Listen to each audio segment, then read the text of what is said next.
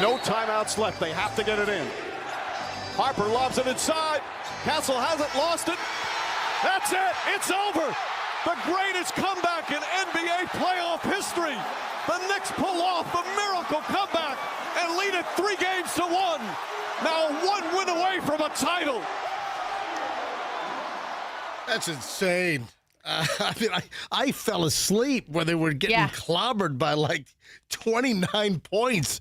I fell asleep, and I'm like, I got to take a nap, a little tired. I did my 3-mile walk a little later last night. I got back literally 5 minutes before the tip-off for the NBA Spurs-Knicks Game 4. And I watched the first couple, and then I was like, I'm going to doze off for a bit. And then I wake up with like 5 minutes left of the game, and I'm like, what's going on here, man? They came back, and I'm surprised I didn't wake up with you screaming. I know. Hey, any idea where Fester is? No, I just checked my phone because I thought I saw that there was a traffic issue, but I wasn't sure. I don't think it's in his direction. Okay, I wasn't sure. I don't think there's any traffic issue. It said southbound, but I don't know where. Yeah, I think it's there's a traffic problem 275 south. South of Gandy on the St. Pete side. All right. As you're heading toward the Skyway and downtown St. Pete, that's where traffic's all gnarled up. Right. And it's all sucky. All right, so it's now 6:03. No sign of Fester. Maybe he stayed up late and watched the game. Well, I stayed up late and watched the game. No, you took a nap. Took a little bit of a nap. Anyway, so the Knicks were down 29 points. I mean, they were getting their asses handed to them. I mean, from the very start of the game. First of all, for me to start the program with some sports story, we don't do a heck of a lot of sports, here on the MJ Morning Show. So now the Knicks have a 3-1 game lead. It's going to go back to Texas, back to San Antonio on Saturday night is the next game, and it's best of 7. So if the Knicks win on Saturday night on Spurs home turf, then they're the champions for the first time in 53 years or something. The Knicks, they haven't been in a championship game since 1999, right? I think it was like 26 years ago or so, 26 or 27 years ago. They have not been in a championship game. And then the last time they were in the late 90s, they lost. But the last time they actually won the NBA championship was 1973, I think. Is that right? I think so. 53 years ago. Right. Michelle, you were a little infant almost. Yeah. You were a toddler. Yep. All right, that's insane. So congratulations to the Knicks. But what an exciting game. Look who's waddling in at 6:05. Yeah, So you just missed the first 5 minutes of the show. Can I get a valid explanation? No. No. He stopped to pick up the mail. You look out of sorts. No, listen. Did you know that there was a basketball game on till late last night? No. Yeah, we all watched it. And guess what? I'm here to start the show on time. Did you stay for this one, Fester? You know what? I did. Right? Because just as you were thinking you should go to sleep, it got exciting. I played the end of the game call with the excitement of the Knicks, winning the greatest comeback in NBA playoff history, blah, blah, blah. So you're claiming that you're 5 minutes late to the show because you stayed up to watch the game. That's it? No, I mean, there's other reasons I'm late to the show. What are the other reasons why you're late for the show? Because, I dragged my ass out of bed. Right? I had to walk the dog. And then usually Miss Mabel's morning tink-tink, usually takes 30 seconds. And this morning, Miss Mabel's morning tink-tink took 30 minutes. She had a good brewski last night with the game. Let's go tink-tink. Let's go tink-tink. Is that what you call it, tink-tink? What do you call it? As in tinkle? Yeah, like tinkle. Yeah. Okay, Miss Mabel is what? What kind of dog is Miss Mabel? A Bernie Doodle. A Bernedoodle. Bernie. Yeah, I'm not into all these Franken dogs. Yeah. I don't like these little, gene spliced. Okay. What do you mean, okay? I'm just saying. Yes. I'm just saying. Very, all right. Keep my All right, so I'm going to keep my comment to myself right now. Your Bernedoodle, Yes. Miss Mabel, Yes. had a shy tink this morning. She eventually yes. Didn't want a tink. She wanted to smell. Aw. And I'm like, She was doing smell instead of tink. I said, well, okay, we don't call it smell. It's, What about poop? It's sniff. Okay, sniff. No sniff. Sniff, tink. Give me tink. Give me tink. Give me tink. Give me poop. Oh, so it is poop. Yeah, not poo. Poop. It is poop. Poop. Okay. Poop. And she usually goes What tink. about when they get like a chicken bone caught in their throat? I make her. We'll stick our finger in there and get it out. Oh man! Hey, Bailey's in house today. Is there something else you were going to say? No, I mean, does it matter? We have plenty of time. Hey, Bailey. What else? What else were you going to say? Just more hot dog tink poop talk. All right. Well, good. I'm glad I'm moving on then. Right. So Bailey, the intern, is in house. This is a special Thursday appearance from former intern Bailey, who still wants to come in. She had such a great time as an intern. She had such a great time as an intern since last October here on the MJ Morning Show, even though she just graduated, finished her senior year at University of Tampa. She just graduated, back in May, right? Yeah. And she still wants to come in. Now, your plan is to stay in the Tampa Bay area and not go back to godforsaken New Jersey, right? For the next couple of years. Next couple of years. Do Yeah. you have a job, like a full-time job lined up yet? No, I have 2 part-time jobs, but the companies are friends, so Right. they both get me. So, like, DoorDash and Uber Eats are not friends. Okay, they're totally separate companies. All right, so Bailey's got a whole lot of stuff today. So if you remember, last week was the week before, not last week, because last week I was out scuba diving with Julian down in Little Cayman. A couple of weeks ago, Bailey was in, and she told us a story about the car wreck that she had. And this was on Manhattan in South Tampa, just to the north of Gandy Boulevard. And this is like a low-speed impact. And she gets a letter from a law firm representing the woman that hit Bailey. And the damage to the car is scuff marks. All right? There's no bumper hanging off. There's no twisted sheet metal. Literally, there are scuff marks. I mean, the bulk of this I could get out with rubbing compound. If I go to O'Reilly Auto Parts, or Advance, or what are the other ones? Would you even need rubbing compound? What's AutoZone? AutoZone. Get in the zone, AutoZone. Is Discount Auto Part? Is Napa? Yeah, I could go to one of these, or I could just go to probably the Walmart auto section and get some rubbing compound and get most of the scuffs out of Bailey's car. This lawyer from the Apex law firm sends Bailey a letter. Guess what? I'm going to share this letter later on from the Apexers. I'm gonna share this. Does this lawyer know that he's representing a woman that has scuff marks?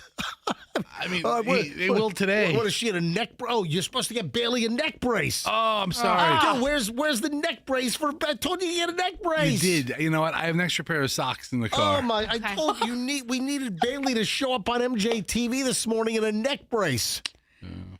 Sorry. Anyway, all right, Sorry, B. And then some like fugitive guy tried to pick up Bailey at McDinton's, the bar in South Tampa on Howard. That's called trafficking. Now, Okay, very aware. Yeah, we got a lot of stuff today, man. And Cousin Vinny's sandwich shop is coming in. Oh yeah. At about 8:00 this morning, sometime a little after 8. Cousin Vinny's revealed yesterday that Guy Fieri shot a segment for the Triple D, for the diners, drive-thrus, and dives.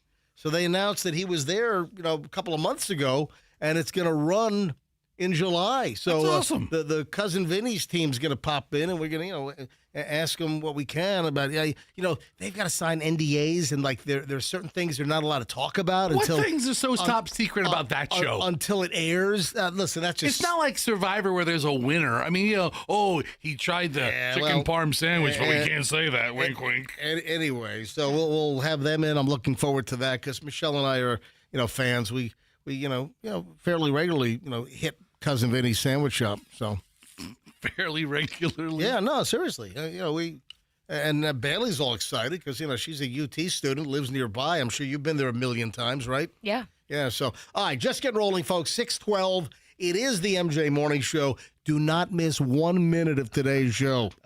Don't. Bill Gates and the Jeffrey Epstein deal. Did you see that? I saw a couple of headlines about it, and I read a little bit about it. Oh, yeah, there's some interesting Bill Gates, one of the richest guys in the world, Microsoft founder, Bill Gates, Jeffrey Epstein, Capitol Hill. What did he say? Just as many suspected. Hang on, back in a second. Oh, and a whole lot more. MJ Morning Show, Q105. In St. Pete, we have...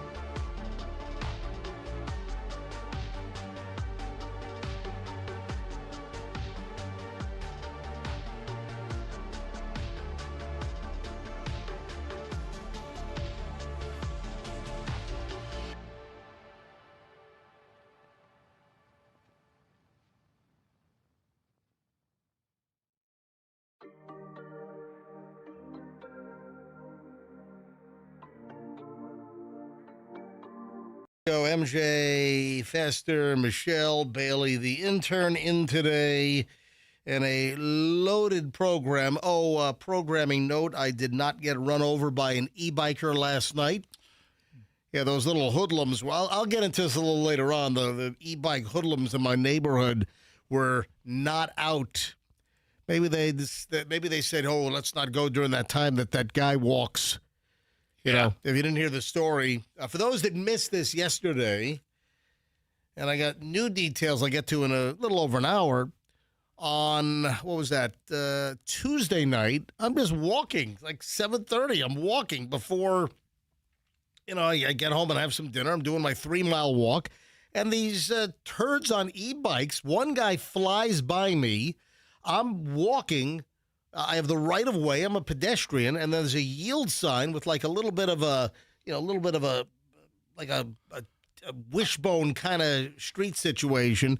And there's a yield sign, and here comes an e-biker, at like 45 miles an hour. And you can't hear the bikes coming up on you. Flies by me, almost hits me, doing probably 40, 45 miles an hour. Not a concern or care in the world that he has a yield sign. I'm walking. I'm a pedestrian with the right of way. Then his buddy is behind him, and this guy, he's about to hit me next, and he slams on his brakes to avoid hitting me. And I'm like trying to, where am I going? Am I going to jump forward? Am I going to jump back? What the hell am I going to do here? And he slows down, but his handlebar actually hits my arm. And he's like, sorry, man. And then he takes off and then pops a wheelie on his These e-bikes are freaking menaces, man. And there needs to be some serious law enforcement crackdownage on these freaking e-bikes. Yeah, so they wore out last night. Yeah, I'm sure they were really concerned with your walking pattern. Yeah, well, they're concerned. They don't want this guy, because I'm going to snap some pictures of them next time. Oh, yeah. Yeah. You sound so old. What do you mean? I'm going to snap some pictures of them next time. They're menaces. Get I'm off my lawn. I'm just saying they're menaces. You whippersnappers. Michelle, did you see the latest on Bill Gates and the whole Jeffrey Epstein deal? I did. Oh man, what comes to mind? What is one of the biggest things that emerged from Capitol Hill yesterday during a hearing? What of note do you think is important? Well, he claims now that he was being blackmailed. Yeah. And Yep. I'm not sure that I 100% believe that. I'm not sure that he's not just simply co-opting the theory that's out there But wait a minute. to protect himself. But stop. One of the prevailing theories, and I think that this does potentially have merit, is that Jeffrey Epstein was so rich and so loaded because he might have been extorting a lot of people for a lot of years, suck them into Epstein Island, get them all hooked up and cozy with like 15-year-old girls. And then you got a serious chunk of leverage over somebody. I mean, that is, classic textbook blackmail. But so was Bill Gates like involved in all of that and then he's being blackmailed, or was he just involved in it and now he's claiming he was being blackmailed? Well, I'm not really sure, because he also says that he was using Epstein to get money for his foundation or for some of his projects that he was working on. So I think after he knew that Epstein had been arrested for the thing he did in Florida, that he was, classified as a person who had, done some things with a woman. So I mean, I feel a little like is Bill done Gates some things with a woman, or No, done, did some things with somebody underage. with underage girls. In 2008, when he was identified as a sexual predator, Yes, thank you. he wasn't just do some things with a woman. So It wasn't things with women. It was let's call it what it is. And that was over in Palm Beach County. But I was trying to get to the other point, is that I'm not sure whether Bill Gates is he being counseled on like, hey, this is a prevailing theory. We should take this opportunity to use that as like, and cloak your relationship with him under this, what people believe to be, blackmailing, all these people. And I'm like, I don't know, because you were the one who was sending the emails asking Epstein for pills to, spike your girl's drink with some antibiotics so that she could get rid of the stuff you brought home. Yeah, because, I'll get into that in a second. Right. So Bill Gates indicated that Jeffrey Epstein blackmailed him because Epstein knew about Bill Gates cheating on his wife. So that's another angle that apparently Epstein used against Bill Gates. So Bill Gates made this claim as he was grilled on Capitol Hill yesterday during a congressional hearing. He came in for questioning behind closed doors before the House Oversight Committee as part of their probe into Epstein and his association with Bill Gates. Yeah, so Gates indicated in the opening remarks that the convicted sex offender tried to use the Microsoft founder's infidelity to his advantage in the same way that Epstein would use blackmail against others around him. And in Bill Gates's opening statement, he said that he became aware that the convicted sex offender had become aware of sensitive information about my personal life, including the fact that I had been unfaithful in my marriage. These affairs had nothing to do with my interactions with Epstein, but they were painful for my family. As the public can now see, based on what has been released in the files, Epstein was working to use information about my infidelities, in addition to many lies that he layered on top to pressure me to re-engage with him. So Epstein didn't provide the Russian hookers? Right. Did he? That's the thing. I think Bill Gates is being a little creative with his explanation. I once heard a theory on very well-known rich men and infidelity. Yeah. And that they don't have anywhere to go. They don't have anywhere to go. They need facilitators or what's easiest. Like somebody asked, It's easier. Well, what is the old adage that the reason why you get a hooker, you're not paying a hooker for the relationship. You're paying a hooker for them to leave. which Isn't something like that. Something like that. Yeah. But I remember like when Arnold Schwarzenegger had a child with the house Yes. lead, right? Yes. And his best friend, and Tom Arnold told this story, and Tom Arnold was his very close friend. You know, what the hell are you thinking? And she wasn't, model-esque. She wasn't, Right. What you think of as. And he was married to Maria Shriver. And Malia Shriver. the report that I heard was Arnold told his friend, Tom Arnold, what else am I going to do? Right. Where am I going to go? Right. Where am I going to go to meet somebody to if I'm not satisfied here and I want to have this Do something in my else. life, Sure. and this is where my life has led me, he can't just go to the bar and be like, hello, my name is Herbert. I'm in accounts receivable. I mean, I've been shipping and receiving. yeah, he can't go anywhere. Right. Bill Gates can't go anywhere. You're absolutely right. Well, because people were complaining about the blue screen of death. It's right. Hey, how do I recoup my password? Hey, what's going on here? I keep getting the blue screen of death on Windows 95. Tell your brother to call customer service. Hey, let's talk about you and I. I mean, so Bill Gates, he had to go through these extra steps, and I always assumed that Epstein was the facilitator of those The Russian hookers. interactions. Right. I'm friends with this guy. He can put me in touch with something that's Now, not. the Russian hookers were of age. Yeah, right. Right. It's not They were legal. I mean, illegal in the awful sense of the things that Epstein's done Right. and have been So, convicted of. Bill Gates apparently contracted some type of STI or STD, and Epstein was his pharmacist procuring I mean, if he can, medication for his sexually transmitted infection. He's the salesman. yeah, He's the contact. Hey, Gates, this is if anything it's a goes, full service affair. Yeah, I mean, anything goes wrong, from give me a beginning call. from beginning to end. Gates also claimed that he believed that Epstein would write emails to himself that he knew were not true. And is that where some of the Epstein file information is coming from? The Epstein emails where they're gleaning all this information, this hot information, this tawdry information. Is all of it accurate, or was Epstein writing himself Gates is claiming that Epstein would write fictitious emails implicating or juicing up details that Stop. maybe were what? So is he trying to say that Epstein wrote the emails that supposedly came from Bill Gates Yes. asking for the antibiotics to Yes. put in his wife's food? Yeah. And how to do that, by the way? And what's her name? Okay. Melinda? Melinda Gates. So Melinda, did Bill pass something to Melinda and Yes. and then Melinda and then that's right and then That's and the- then the allegation is that Bill Gates had to somehow drug Melinda to get rid of her STI that he might have gotten from the Russian hookers and then passed along did to Melinda ever know Yeah. she contracted something? All right, so in an unsent Epstein email to Gates in 2013, included in the files, the convicted sex offender claimed the tech billionaire caught an STD from Russian girls and requested that antibiotics secretly be given to his then wife, Melinda. Wait, you said it was unsent?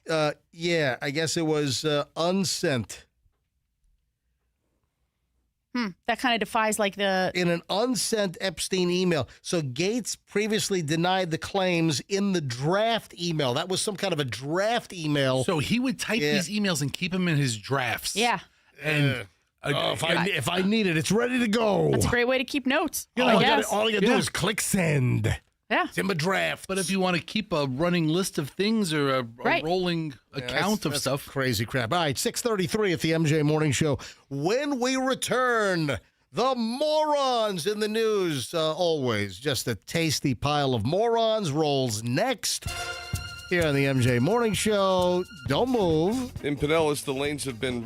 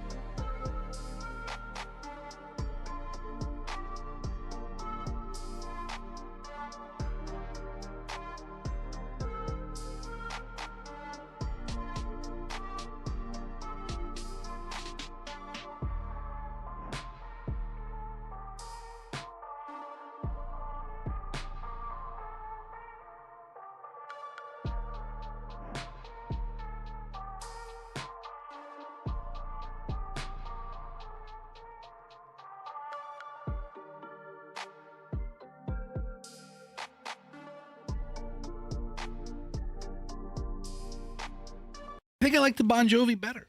Okay. You know, something a little different, a little rocky. A song that starts out with vocals. That's great bumper music. But then he has a long musical segment. We talk right over Not that. long. It's like 10 seconds. How long do you need? It's All only right, a so radio. Andrew operator error did not put in our morons in the news a little jingle there. All right, moving along to the morons in the news at 6. What does that mean? Does Andrew not realize that his employee of the month status is in jeopardy? Yeah, it is. I mean, his parking spot as well. Dude, I'm looking out for you, man. Hey, if you're going to steal a construction device which does have a radiological substance, probably not the smartest move to put the thing on Facebook Marketplace. Yeah, probably not. Yeah, out of Sarasota, 24. This is a classic example of a moron in the news. 24-year-old idiot arrested after the Florida Highway Patrol said that they recovered a stolen radiological device that had been listed for sale on Facebook Marketplace, according to ABC 7 down in Sarasota. Oh, I've got an issue. Speaking of ABC 7 in Sarasota. Yeah, those SOBs. I've got an issue. So I cut the cable. I cut the Spectrum cable, and I went to YouTube TV for a fraction of the price. And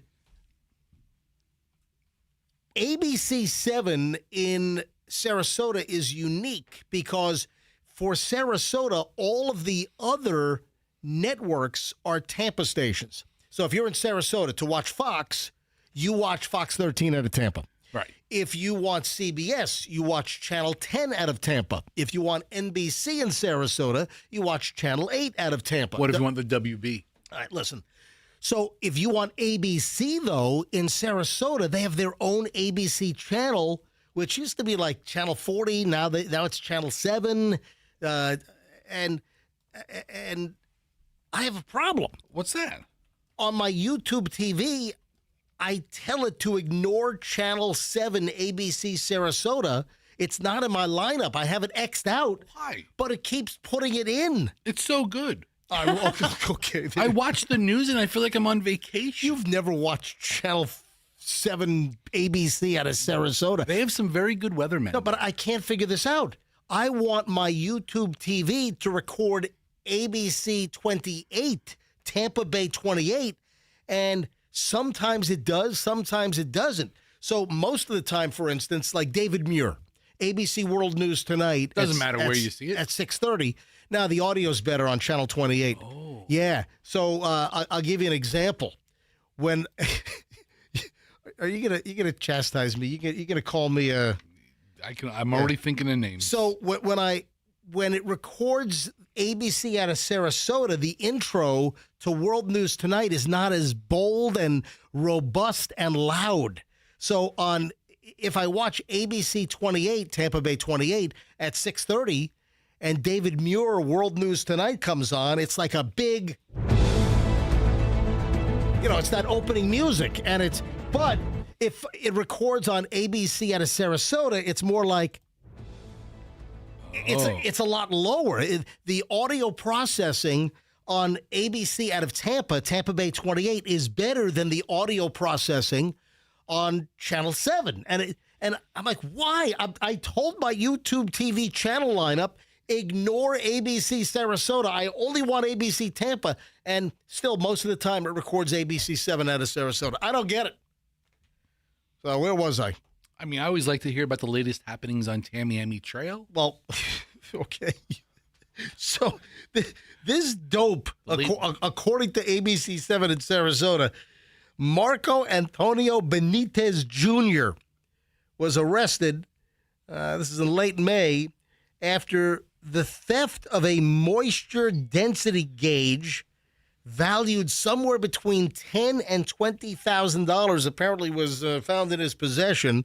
And the device contains a radioactive isotope, CS-137. I'm guessing that's cesium, right?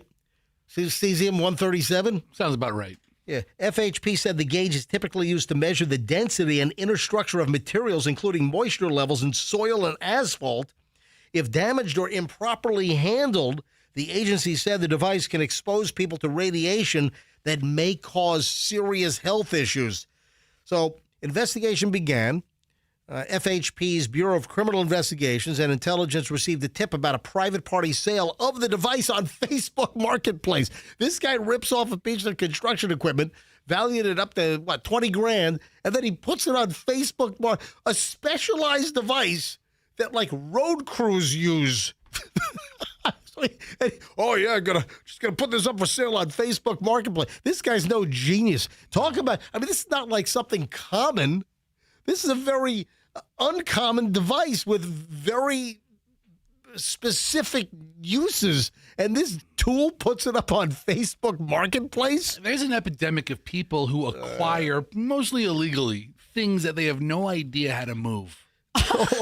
Okay. All right, let's get, let's get fencing tips from Fester. Dude, Now it's time for Fester fencing tips. listen, if you own a company and you see inventory leaving, look for it on Marketplace because they don't know Right. how to Oh, hold on. Be more specific.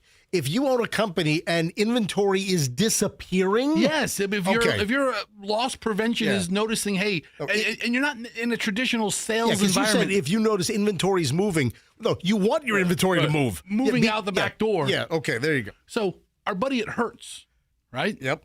I saw him one day and he looked like he's been through a day. I'm like, what, tough day? He goes, dude, somebody was stealing auto parts off of the rental cars and putting them on Facebook Marketplace. They were stealing parts off the Hertz rental cars and then putting the parts on Facebook Yes. Marketplace. Like, what were they stealing? They were- The left passenger door. or they were ordering. Got a hatchback. I got a tailgate lift from a Hyundai Sonata Here's what it or was. a Tucson. That would work. Here's what it was. They were ordering parts. Don't you return the rental car? It's missing parts. They came up with fake All right. inventories to Right. order parts for cars that the cars didn't need. They came up with fake bills. Who did this? A guy in the back end. Someone that. Oh, I thought you were talking about people rented cars. No. Oh, come on. That's much better. But they found the guy Yeah. through Facebook Marketplace. So Right. I got you. All right, your story is some crooked employee at Hertz in the back working at Hertz, like in the prep area or whatever, or repair area. He was ordering parts seemingly for their rental car fleet to fix something, but instead of really needing the part to put on a rental car, he would just take the part, abscond with it, and then put it on Facebook Marketplace and sell it. And then suddenly they're realizing there's all these, components that are ordered. I got to be honest. It's a much better story, though, if a customer rents a Dodge Charger and then returns the car missing the whole rear seat. The whole engine's pulled out. If I took the insurance and then said the engine was stolen, Right. what are you What are gonna you going to do? Do you remember, though, speaking of this, like construction equipment, and I remember this was a big deal. Remember after 9/11, everyone was concerned about additional terrorist attacks, and, we had the anthrax attack. I remember back then that these construction devices that use this radioactive isotope, this was a big deal after 9/11. And, man, it was like a red alert. Oh, a piece of construction equipment that is used to build roads that has a radioactive isotope inside. It's electronics. It's missing. I remember that was a huge deal, and there were multiple stories. Oh, they were going to use it to build like a dirty bomb. Yeah. Anything they get their hands on. Hey, Bailey, the intern, what's the difference between a nuclear bomb and a dirty bomb? I have zero clue. All right, Michelle, what's the difference between a nuclear bomb and a dirty bomb? Do you know? You told me this once. Like I a did. dirty bomb.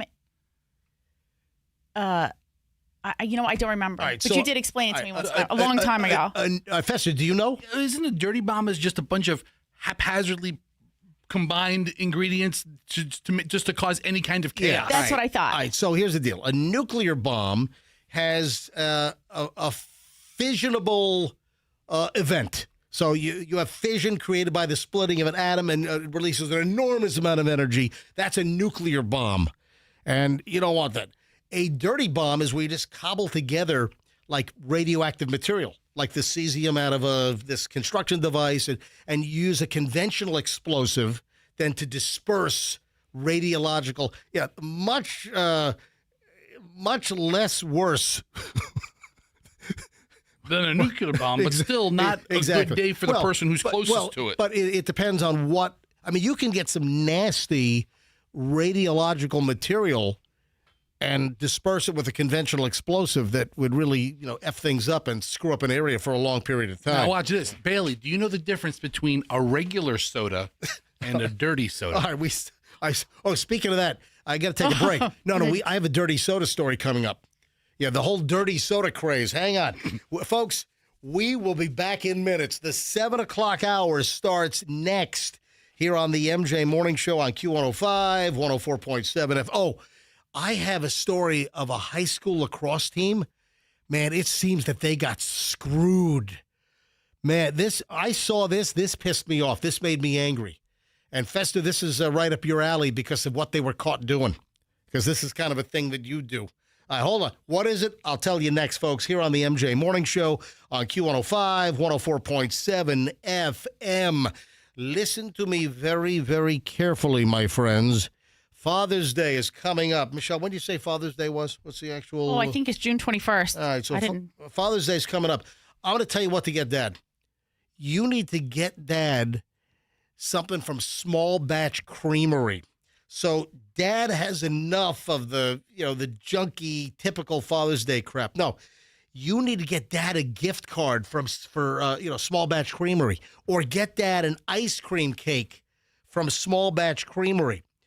Father's Day gift cards are available in any amount. So if you want like a $25 gift card for Dad, or you know what? I recommend getting a $25,000 gift card for Dad from Small Batch Creamery. That's what I would do. So home of MJ's triple kill. Are you okay? That's a lot of ice cream. So home of MJ's triple kill of vanilla ice cream, and of course my Milton Fudge Cow. Small Batch Creamery is the best. So get Dad something he really wants. Ice cream. Get him a gift card or one of the phenomenal ice cream cakes instead of a #1 Dad coffee mug. All right? Small Batch Creamery. Oh, and next week we're going to be giving away 6 packs of pints and gift cards here on the MJ Morning Show. Small Batch Creamery, 5530 4th Street North in St. Pete. So stop by Small Batch and get Dad a gift card. He's going to love it. Guess who's hitting my house later today? Air Rescue. Kenny and his team at Air Rescue are going to be doing a brand new install at my house because I need a new air conditioner because my old Carrier system took a dump. Yeah, and this is the workhorse of the house. This is the 4-ton unit in my house. So my really important system went out, and it was determined that it was the main circuit board, and it's like thousands of dollars for the circuit board. So do I want to put a new circuit board in a 10-year-old outdoor condenser unit? No. So they're putting in a brand new Daikin system. So I'm slowly converting over to Daikin and the inverter systems for better energy efficiency, lower electric bills. So, folks, Air Rescue, if you need an air conditioning company, I'm telling you that Air Rescue is working at my house today. And they already put in another Daikin system, replacing one of my old Carrier systems. Any air conditioning problem, folks, you want the folks at Air Rescue, formerly Plan B Air Conditioning. airrescue.com. Mention me, MJ, get 10% off. And June, $500 off a new air conditioning system if you need it. Any service that you need, you want Air Rescue, mention me, MJ, and tell them you want the MJ 10% discount. airrescue.com. Tell them that MJ sent you. Hey, International Diamond Center has the most popular offer back again. Like tag team, back again. The most popular offer at IDC, back again. It's happening right now. It's 0% interest financing. I said zero. I didn't stutter. 0% interest financing for 5 entire years. Make any purchase. Enjoy low monthly payments for 5 years till the year 2031. Why? Because this is 2026. Add 5, you get 31. 5 years, no interest, not a dime. IDC showcases are jammed. Engagement rings, wedding bands, eternity bands, earrings, pendants, the largest selection ever of certified hand-picked diamonds, exclusive designer jewelry. Pick any item, celebrate your love, and get the value price you deserve, the quality jewelry, and then spread your payments out over 5 years with no interest. There's one catch. Limited time. Only for this month, June. Hurry. IDC. Tampa, Clearwater, Lakeland, Sarasota. Tell them MJ sent you. Traffic's on, 7 o'clock hour. What has me miffed? What has me ticked off involving some high school lacrosse players? I'll tell you next. In Tampa, we have a crash on US 301.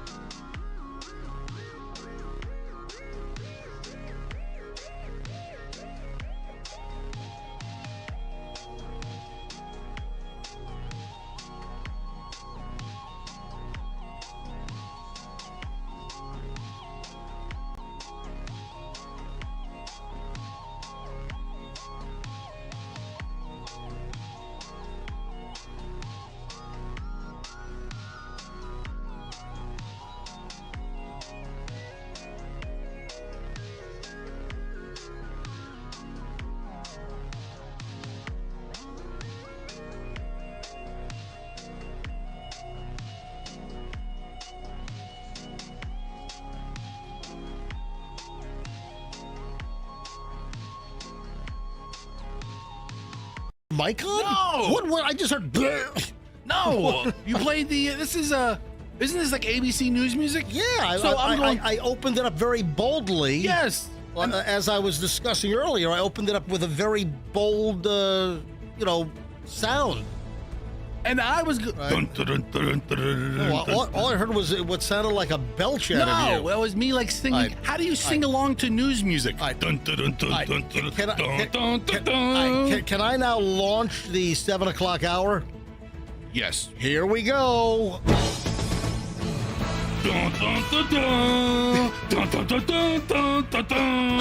I mean, It's not like you're having a seizure. no, that's singing along. You're having spasms. How do you sing along to it? Go ahead. It sounds like you're having a seizure. I'm not having. No, you're going. All right, I've got an item. I saw this yesterday, and first of all, this is very near and dear to my heart. And as soon as I say where it happened, Michelle should immediately say, "Oh no, that place," because I dragged Michelle to this place at least a dozen times over a 3-year period. Okay. Because Chloe did one whole year at St. Andrews in Scotland. You know, because she did, Chloe did her whole, Chloe went to University of New Hampshire. She was on the women's soccer team as a D1, women's soccer player. But she took a leave from UNH to do one whole year at St. Andrews. And she played women's soccer on the top team at St. Andrews in Scotland for her junior year in college. But Michelle, when we went to visit Chloe up in New Hampshire, in Durham, where University of New Hampshire is, when we went up to visit, and we went up a lot over, a 3-year period, once we landed at Boston Logan International Airport, where did we immediately go? One of those clam places, probably Bob's Clam Hut. No. Bob's Clam Hut is near Durham, because that's in Kittery, Maine, right across the board. That's right near Chloe's school. It's the stinky one that you got me a grilled cheese from that I couldn't eat because it was so cross-contaminated. He got you a grilled cheese that smelled like clam? And French fries. Oh, not interested. Well, oh, man, one of the greatest culinary features on the planet.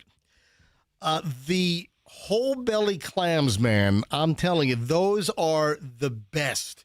And Michelle, Ipswich. Oh, yeah, that one. So it's the Clam Box in Ipswich, Massachusetts. It's about 40 minutes or so away from Boston Logan Airport.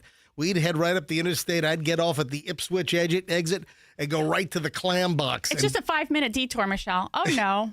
Because it involves you ordering and eating. It's a half an hour, 45 minutes. Yeah, and then also not far away is another phenomenal place that I love, and that's J.T. Farnham's whole belly clams. Anyway, the reason why I'm bringing this up, these high school kids in Ipswich, Massachusetts, they got screwed. What happened to them?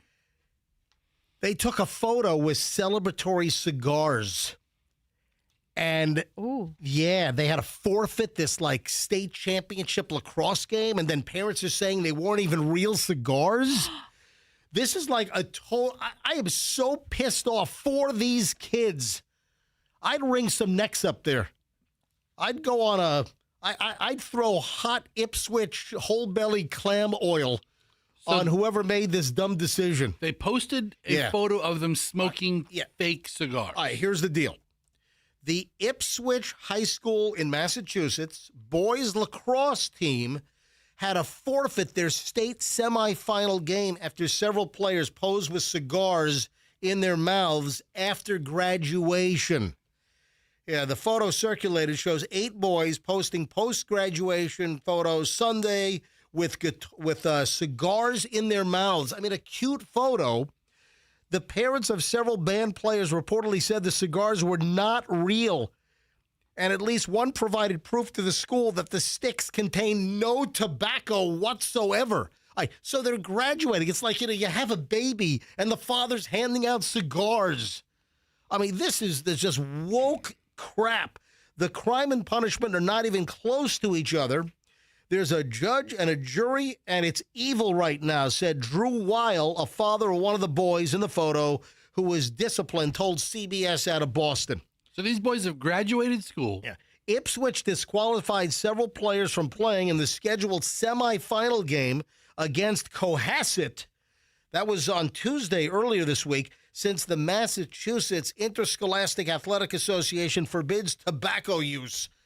And they said these were like fakes. They were not real cigars. Even if they were real, they're certainly not lit. I'm looking at the photograph of Yes. the boys right now, and they're all in their Oh, man. cap and gowns, celebrating a graduation. This sucks. Yep. Yeah, it sucks. This really blows.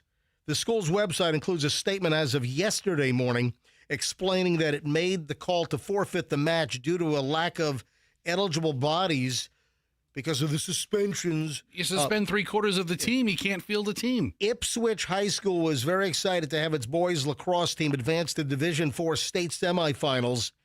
That was scheduled for Tuesday evening at 6 p.m. The team and coaching staff decided that due to the shortage of available players that it was in the best interest of the team to forfeit the game. We congratulate all of them. I mean, this is ridiculous. Yeah, these people are terrible people. John Giancakis' son participated in the photo. He told CBS Boston that his child and several of the teammates asked for help to set up the photo without using tobacco and violating the rules. He reportedly used painter's tape to create the alleged fake cigars. Are you kidding me? Ugh. I mean, somebody needs to be run over with a school bus, whoever made this decision to go after these kids. A cute little celebratory, hey, we graduated. We're wearing our graduation gowns. We're posing for a photo with fake cigars in our mouths. Jeez, man, this sucks All right, for these kids. I need to investigate.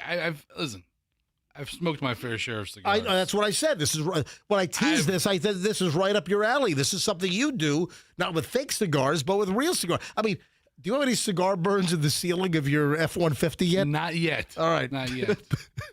Fester's got a brand new Veterans Ford F-150, and I'm waiting for the cigar burns on the A-pillar and the ceiling, the headliner. That's the suckiest part of a new car. I don't smoke cigars. Yeah. You're not. Yeah, because you were smoking cigars. You had like 12 burn marks in the ceiling. I don't know how you burned the ceiling of your old Cadillac DTS. Because get the long cigars, and I would grab the steering wheel and would brush against my A-pillar. Anyway, that's not here nor there. How long were these freaking cigars? Oh, the Churchills are big, long cigars. right. Anyway, I've never seen tobacco-less cigars, and I'm looking them up online, and only one brand of like an herbal cigar that looks ridiculous pops up. I don't even know if it was one of those. I don't think they might have believe- just fashioned their own little like cylindrical cigar-looking things. I don't believe these were tobacco-less cigars. That seems like a stretch. It says they were made with chamomile and green tea leaves. Yes. Whatever. They provided proof. They said, hey, here's the fake cigar they used. They didn't use real tobacco products. Hence, they should not have been disqualified. Do they look like real cigars, Fester? I can't even tell. The picture's a little blurry. They look like brown sticks coming out of the boys' faces. Anyway, One of the accounts was that the parent had sort of fashioned it. I think you said this with some kind of painter's tape, so they might have been some Prop cigars. right.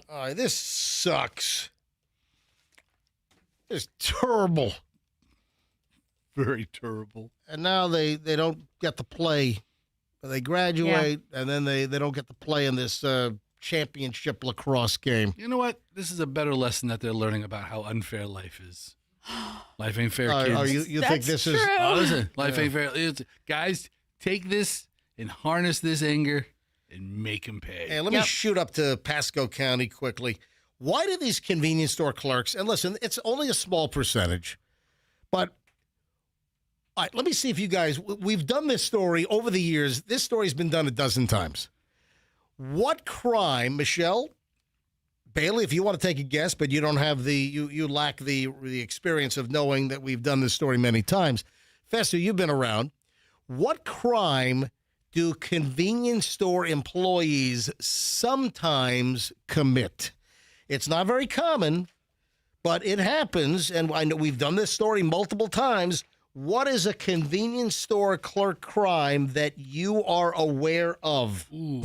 Is it the keystering of the little individual alcohol bottles? The keystering? Yeah, like you work a shift and you take a couple of those little mini vodkas and you go, boing, boing, boing. Yeah, the typical convenience store does not sell mini alcohol bottles. I don't know where you're going, dude.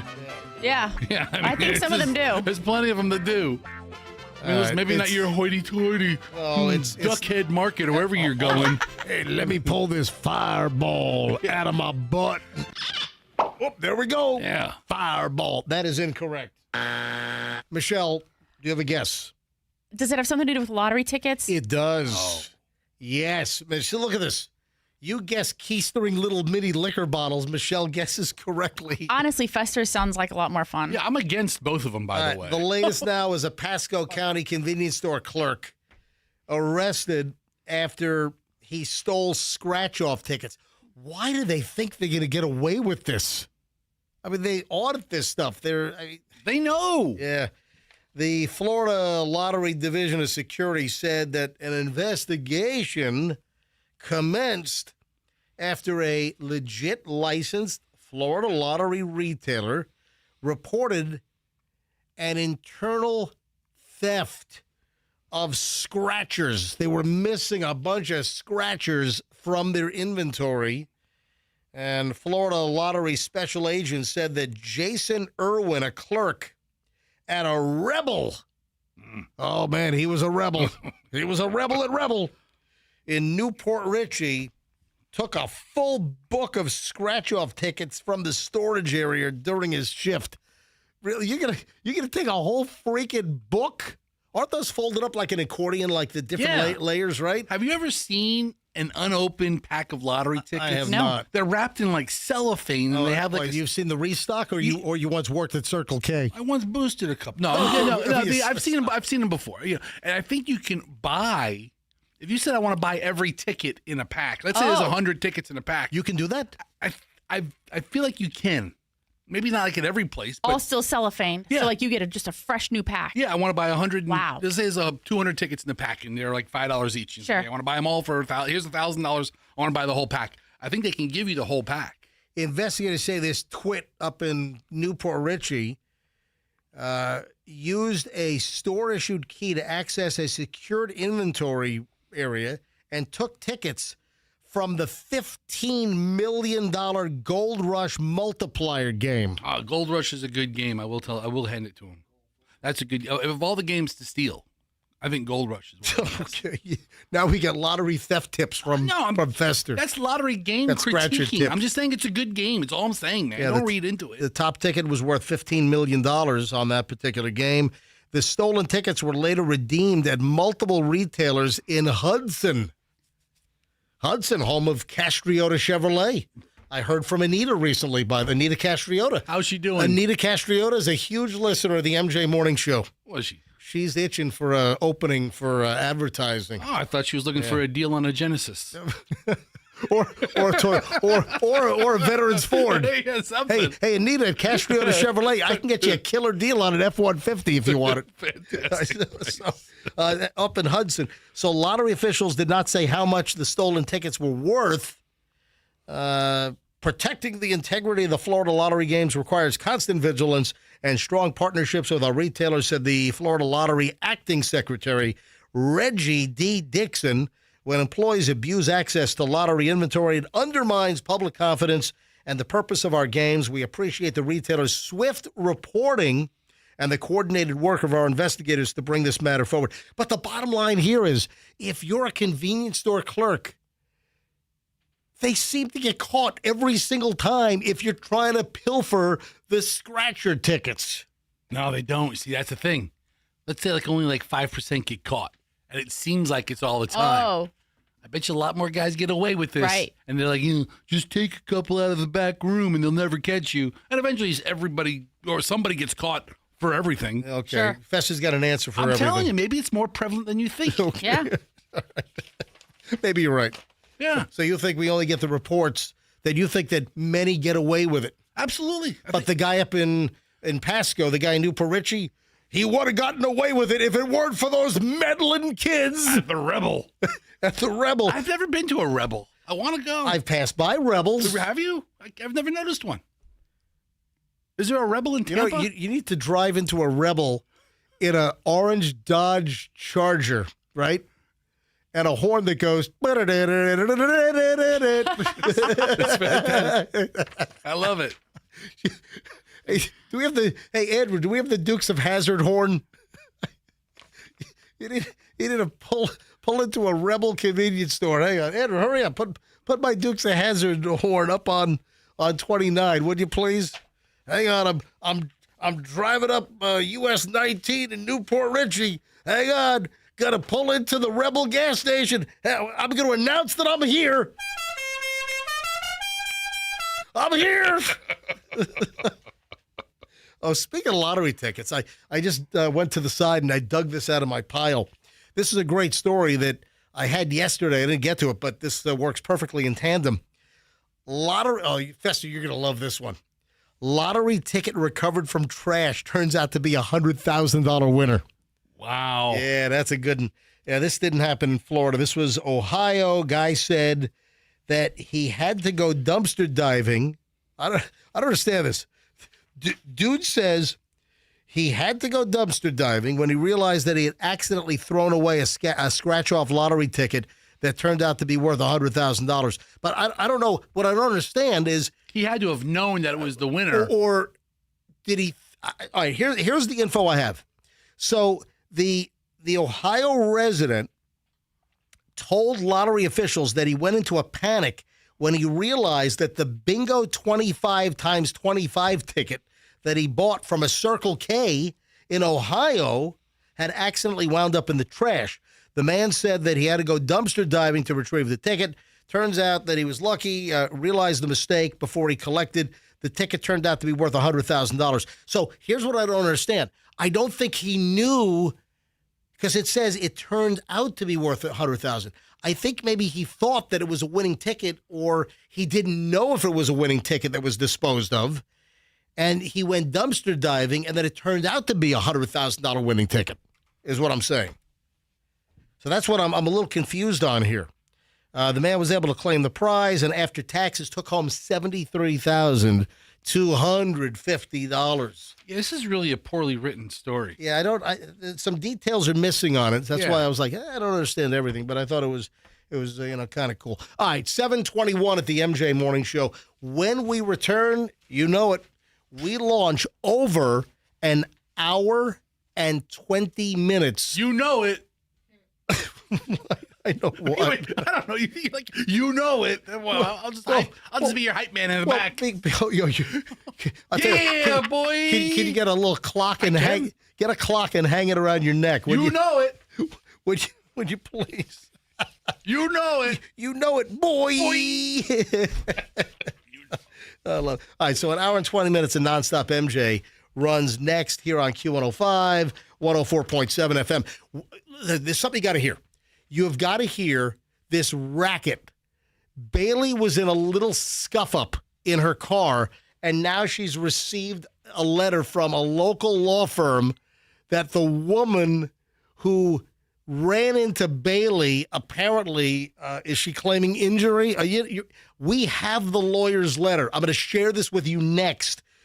You got to hear this and a whole lot more. MJ Morning Show on Q105, 104.7 FM. You do not want to miss what is next. So please stand by. Air Rescue is going to be rescuing me at my house later this morning. In fact, they're en route. Julian, they're going to be there in 8 minutes. Yeah, so Julian is handling everything. Air Rescue is coming to my house today. Why? Because I need a new system. So we made the decision that I'm not going to dump, somewhere between $2,000 and $3,000 into a new circuit board. I have an old carrier system that went, bleeps up.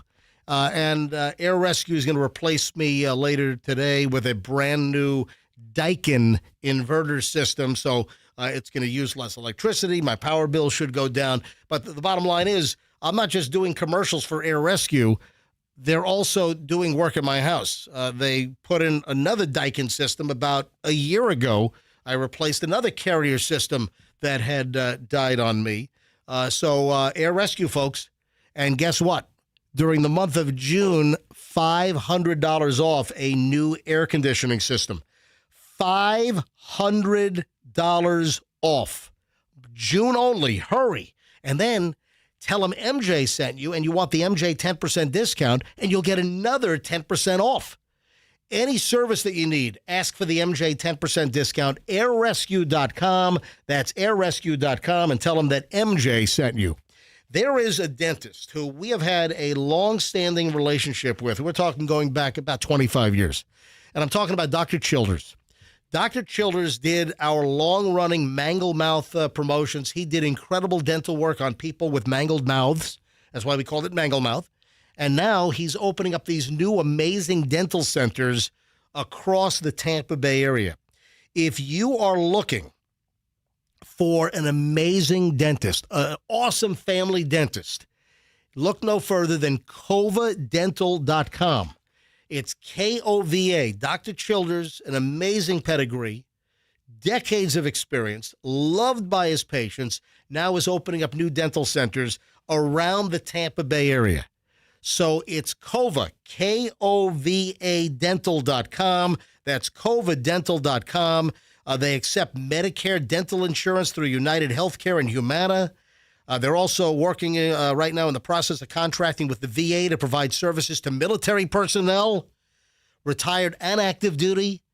So, folks, right now, Kova Dental is in Bradenton, Carrollwood, Plant City, and then coming soon to St. Pete and Newport Richey. K-O-V-A, covadental.com, and tell them that MJ sent you. Hey, June is a big month. You know, I just told you about the Air Rescue's June special. It's also a huge month at Genesis of Tampa. So if you are looking for a new Genesis, and I'll tell you what, people that drive Genesis, they love them. You talk to someone that's driving a GV70 or GV80 SUV, they love the vehicle. G70 or G80 sedan, for instance, they are great-looking cars. People love them. And right now, if you pick up a new Genesis from Genesis of Tampa, no payments for 90 days. So this is June through August, all summer long, no payments for 90 days. So this is a great offer. Genesis of Tampa, they're new. There was a time before last August that you had to go to a different county if you lived in Hillsborough or Tampa to test drive or buy or lease a Genesis. No longer. So other counties, now you can come to Tampa and score the best deal on a brand new Genesis. GenesisofTampa.com. Tell them that MJ sent you. Let me give you a hot tip on selling your home. The real estate market right now is challenged. Homes are sitting around. Homes are not moving. If you need to move your home, if you need to sell your home, you need to get to Mark Spain Real Estate right now. All cash offer for Mark Spain Real Estate. If you've been sitting around, you got a for sale sign in your yard, the conventional process, and you're not getting showings, you're not getting, people moving in, because it's slow. A lot of houses are not moving. This is where if you need to sell, you go to Mark Spain. Get a guaranteed all-cash offer right now from Mark Spain Real Estate. Over 72,000 clients over the years. People love Mark Spain Real Estate. You hear me tell the testimonials of people, they love them.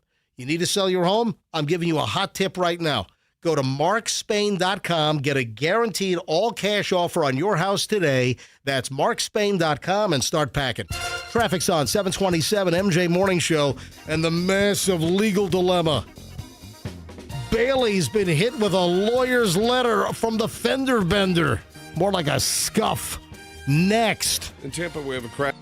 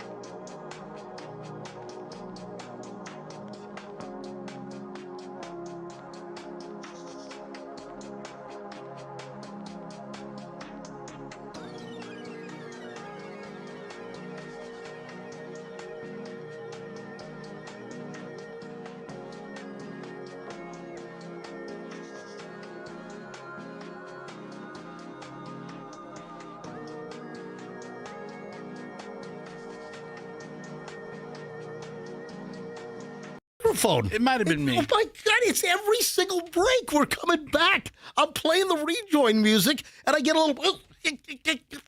It's every single time. Michelle, do you find this humorous? I was trying to make Michelle laugh. Michelle, Yeah. I mean, dude, every single time. You're making us sound like some amateur hour crap fest. He said poop. Yeah, right? My, I don't know if anybody heard it. my God. But MJ's like, where's Bailey, the intern? Because we're going to talk about her story here, Yeah, and so she's not in the room. I tease... Andrew, can you run down the hall and just yell, Bailey, No, hurry up? There's nowhere to yell. So Andrew says she went to the women's room, and That's not what he said. well, he said they went to the bathroom, and then I said, Bailey, the first item up is your legal problem. All right, listen. And you're not here. Oh, she just walked in. All right, here. usually by the time you get going, it's 90 seconds in. Yeah. MJ Morning Show. My God, check we're- out my Instagram. we're- blah blah blah blah. We're coming back from break. I got Fester making noise every single time now, and then Bailey is the first teased item up first, and she was in the bathroom. All right, let me reset the story for those that don't know. We told this story about 2 weeks ago. Last week we were on vacation.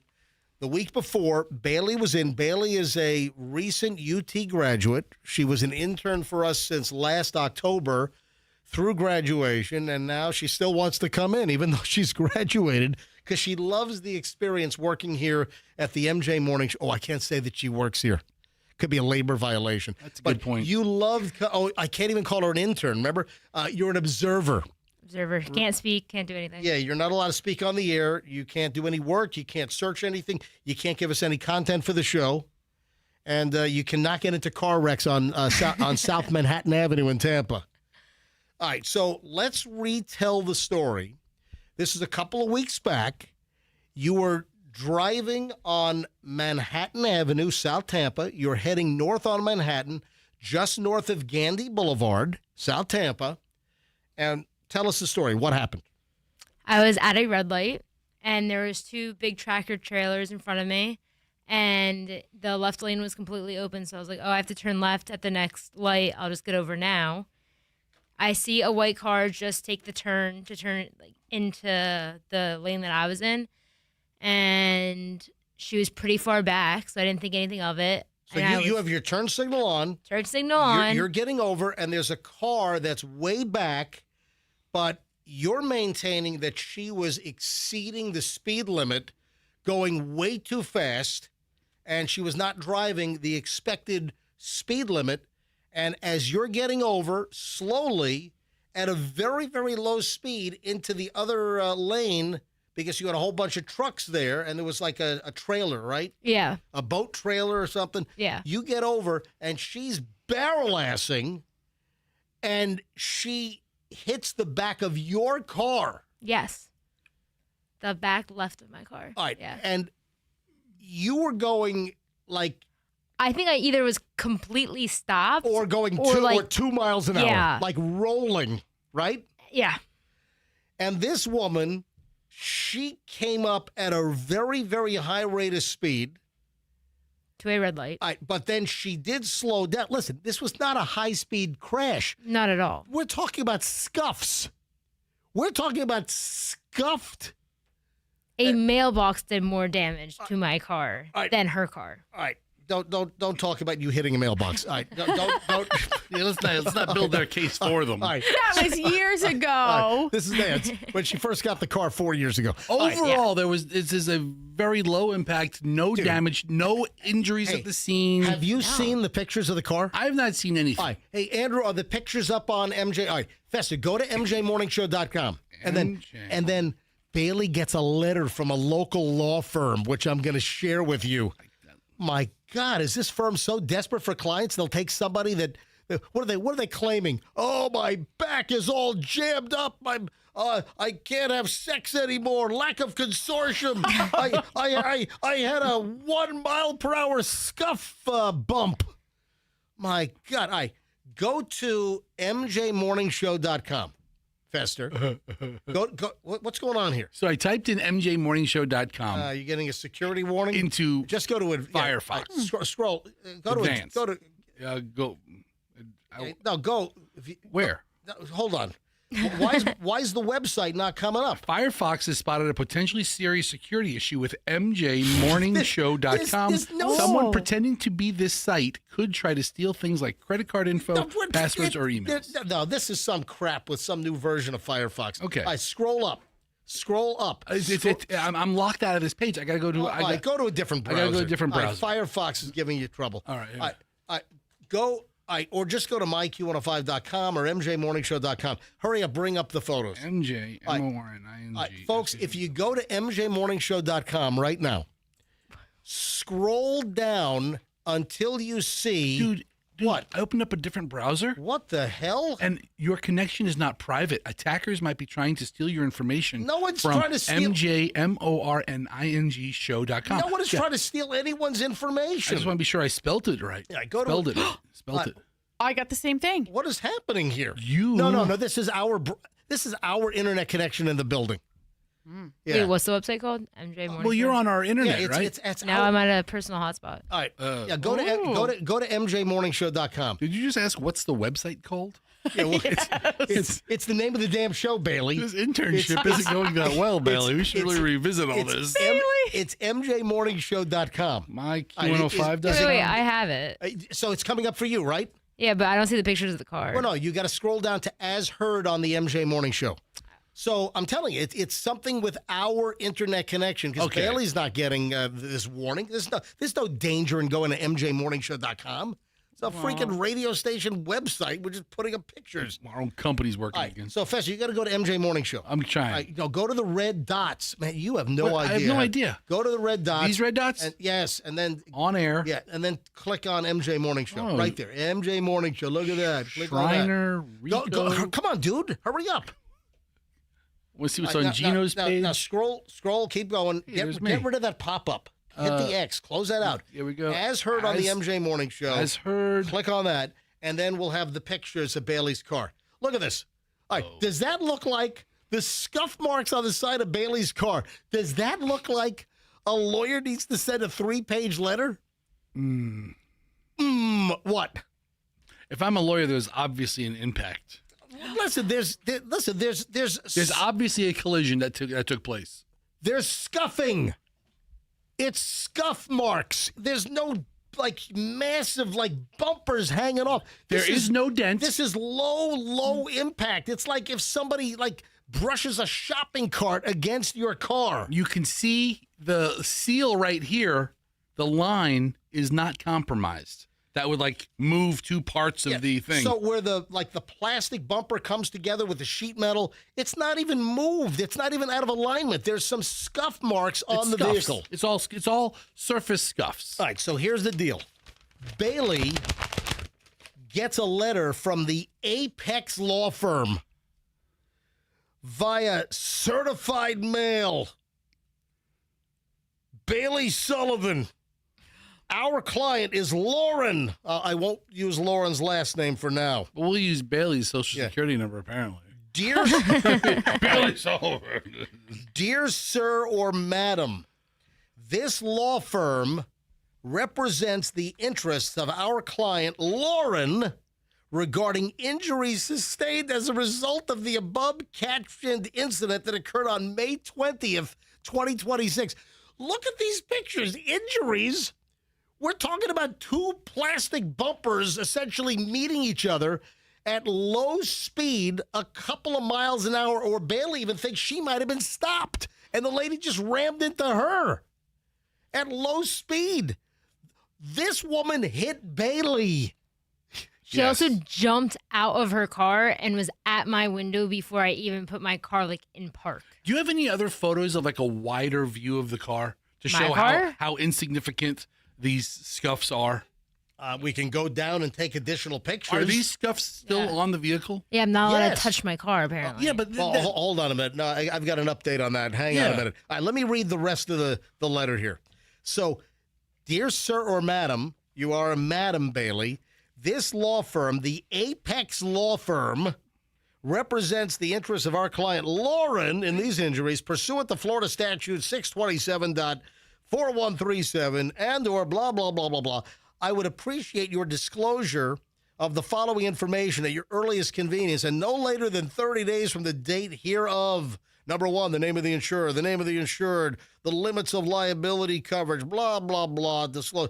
This letter is also a formal request that you preserve and not alter any and all equipment that was involved in the incident, along with photographs, video recordings, recorded audio and computer media, real evidence, documents, materials. There's all this legal mumbo jumbo. So you're not supposed to do anything to the car. Yeah, they want the car preserved. Hey, lawyer Jeffrey Constantinos from the Apex Law Firm. I got bad news for you. The car was sent to the crusher yesterday. I got a wrench in your plans. The car was sent to the crusher with a mob underboss in the back tailgate. Is this a law firm hired by the insurance company? No, is this just a standard? No, they're representing Lauren. Yeah, because Lauren that was barrel-assing, according to the estimate by Bailey, the intern, that Lauren was barrel-assing and you were lawfully changing lanes and she was driving so fast that she ran. And you were at the stop bar at the red light. Yeah. How fast was she coming up? Yeah. Anyway, she, I guess, slammed on her brakes. She hits you, and there is minimal damage to both vehicles. You sent me photos of her car. Yeah. She was driving like a white Hyundai or something, right? Yeah. All right, hold on. Yes. This obviously is a low impact touching. I was saying that from the beginning No, but before you try to torpedo our case. I think bullshit, man. Fester's getting to the bottom line. As I said, it looks like two cars have touched, which they did. And then we said there's not damage to her vehicle, which we did. I think The Fester's photos doing. speak for themselves. Nobody's sabotaging anything. And then you're saying she was barrel-assing. That wasn't the case either, because it's obviously two cars had a slight little brushy.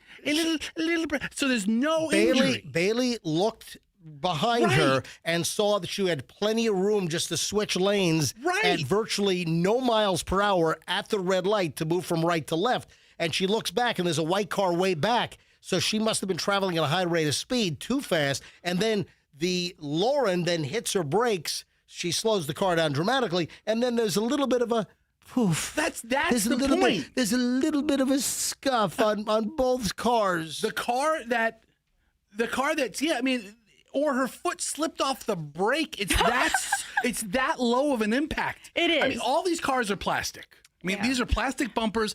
It's a white car that touched you. You know, I don't even want to say hit you, touched you, brushed against you, and it left a white mark. But she's injured. Yeah, I don't know. Yeah, but no, she's just hired representation. No, come on. Are they claiming? Hold on. You don't hire a lawyer for a little car accident unless you're going to claim injury. That's why She I'm asking. also left the scene before I did. That's why I'm asking if the insurance company retained this counsel to send a form letter. It sounds like Lauren. Was saying, "Oh my God, my ship's coming! Oh no! Payday! Payday! Yeah, payday! Yeah, I'm gonna try to turn a 2-mile-an-hour crash into $2 million. I got neck hope problems. I got back problems. I got ass problems. She has hemorrhoids. I got hemorrhoids because of this car crash." Bailey. And you're feeling fine, Bailey. I don't know anymore. Oh, hold on. Oh, hang on a minute. Hold on. Yeah, Bailey's got, I think, brain damage now. I think Yeah. I did cry, so I feel like there's some emotional damage. Oh, yeah. Oh, you know Yeah. what? She was barrel-assing, causing you intentional infliction of emotional distress. Yes. Were these I photos, might need therapy. were these photos taken at the scene? Which ones are those? The ones that are No, I took these photos in the parking lot. okay. Yeah, these are I took these photos of Bailey's car with like white scuff marks from her white plastic bumper on her car. Folks, I'm telling you, take a look at the damage to Bailey's car. It was also to the point where my dad, when I called him and I sent him the pictures, he was like, "That's it." And I was like, yeah. That's it. It looks like exactly. a scrub daddy and some Palmolive will take this out. I mean, Well, that's what I thought. It's a brush scuff that you see on any car that's been on the road for any amount of time. Let me finish with some more of the letter here. So they're making the demands that do not alter any of the equipment. Don't get your car fixed. Well, listen, first of all, you just got the letter, like a couple of days ago? These are terrible. Literally, I think it was Monday. Okay, so you just got the letter a couple of days ago, so you could have already had the car fixed because this happened on May 20th. Yeah. You could have already had, some rubbing compound and a cloth remove the scuff marks. If you would have went to Woody's car wash, they probably would have gotten it out after you've just gone through like the first level of car wash. Right. Yeah. The brushes would have taken it off. If you believe that documents exist that show that the company or the individual had no fault for the incident, some fault or complete fault, you must save those documents until the trial or settlement. Do you think I can contact the police officer? Because she literally ran to him. Is there a police report? Do you have? I have his name and I have her name. Did TPD give you a written incident report for the car? No, he just gave the insurance. That's it. So, I have her insurance, my insurance, and his name. So he didn't even. There was an incident. It was so minor, he didn't even write up a report. Right. And he also said that because of the way that it happened, he wasn't going to give either of us a ticket. Because it wasn't It wasn't determined that you did anything wrong. Yeah. Right. But you maintained that she was barrel-assing. Yeah. Wow. In addition to the above, we specifically request that you preserve the vehicle involved in the collision. Sorry, that went to the crusher last week. All documents normally used to anyway, there's a whole list. It's like these 10 demands. I also don't know how they got my address. It's on your license. Yeah. No, my license is my Jersey license, and that's the address I used at the scene. And on the insurance thing and everything, it's Jersey. And I got it today. Nobody's that tough to find. Nothing is a secret anymore. Yeah, I mean, seriously, if you did a little bit of investigating, you can find that pretty much anybody. Right. So, accordingly, please contact my office to arrange for a mutually convenient time for the examination of subject vehicle. Hey, Jeffrey Constantinos, Esquire, partner, Apex Law Firm. My client, Bailey the intern's not contacting you with Jack, all right? She's turned this information over to her insurance company, and you'll be dealing with her insurance company. Bailey the intern, Jeffrey Constantinos, is not going to be contacting you and providing, she's not driving to have a mutual convenient time for examination of the subject. You know what? I'll tell you what, Jeffy, go to mjmorningshow.com and take a look at the insignificant scuff marks. Dude, I mean, look at your client's car. It's got some scuff marks, for crying out loud. And then, didn't your father also say that he thought maybe some of that damage might have been pre-existing? Yeah, because it doesn't line up with where I was hit. Yeah, I don't know if some Wambuki's going on here. I don't know. It's possible that there was no scratch left. But Jeffrey, are you so hard up for biz that you're? I mean, hold on, stop. You're taking No. scuff. I don't appreciate this. I'm not part of this conversation. What? It sounds like this is a form letter that there's nothing personal about this letter. It might be. Oh, this is a personal attack against Bailey, our intern. Dude, I've got enough legal notices to know not to be offended by a letter from a lawyer. Listen, big deal. You know how many times I've been subpoenaed to show up for something or retain evidence or turn over file? Screw that. Listen, turn it over to your insurance agency. This is a nothing letter. Hey, Jeffrey Constantinos from Apex Law Firm. Did this Lauren show up at your place on crutches with a bandaged head and a neck brace? I'll tell you, the truth is they probably... Does she have the halo? You know they have the halo where they screw it into your head? Yeah. Wait. I wonder if she showed up with all that stuff. What were you going to say, Fester? I was going to say the truth is they probably never met.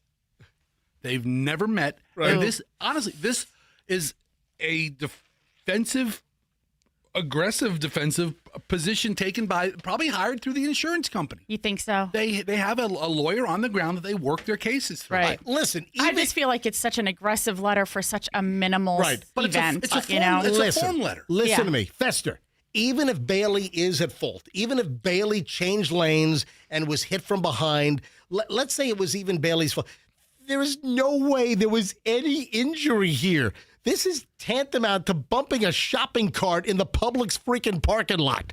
All right? I mean, I've been sued enough times to know that you can always take things back. Right. You can always lessen the accusation, but so they have to put it all out there now. And I get what they're trying to do, although it seems so silly because this is such a ridiculous accident. It is. It is. Folks, I want to go to some phone calls on this. Who's paying their billable out? Right. I don't know. Because they haven't talked about injuries. They haven't talked about settlements. Dude, it says this law firm represents the interests of our client, Lauren. So Lauren has retained this law firm. It says it right here. She's retained the Apex law firm. If her insurance company hired them, who would they represent? They would represent the interests of this individual. All right.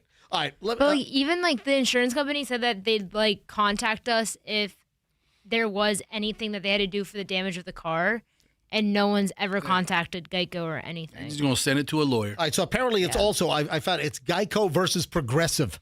Yeah. So it's the Lizard versus Flo. Who do you take on that? The Lizard. The Lizard. I mean, which one do you have? The Lizard. You have the Lizard? Okay, I'm about to say. She's got the Lizard, and the other person has Flo from Progressive. Flo's really starting to annoy me. All right, let's go to phones. Some people have called up here. And if you have any thoughts on this, if you have any insight into this story, please call us 800-990-1047. 800-990-1047. That is how you get in. 800-990. Kidding me? Candace. What happened to Candace's? I don't know. What the heck happened to Candace's? Candace, are you there? She just wanted to say she's a longtime listener. We appreciate it. Candace, call back. Maybe the Apex law firm got to Candace. I don't know. Oh, no. Maybe these guys are really well connected. We're barking up the wrong tree. All right, Candace, call us right back. 800-990-1047. 800-990-1047. Call us right back. All right, let me try Emery in Tampa. Emery, you're on the MJ Morning Show. Hi.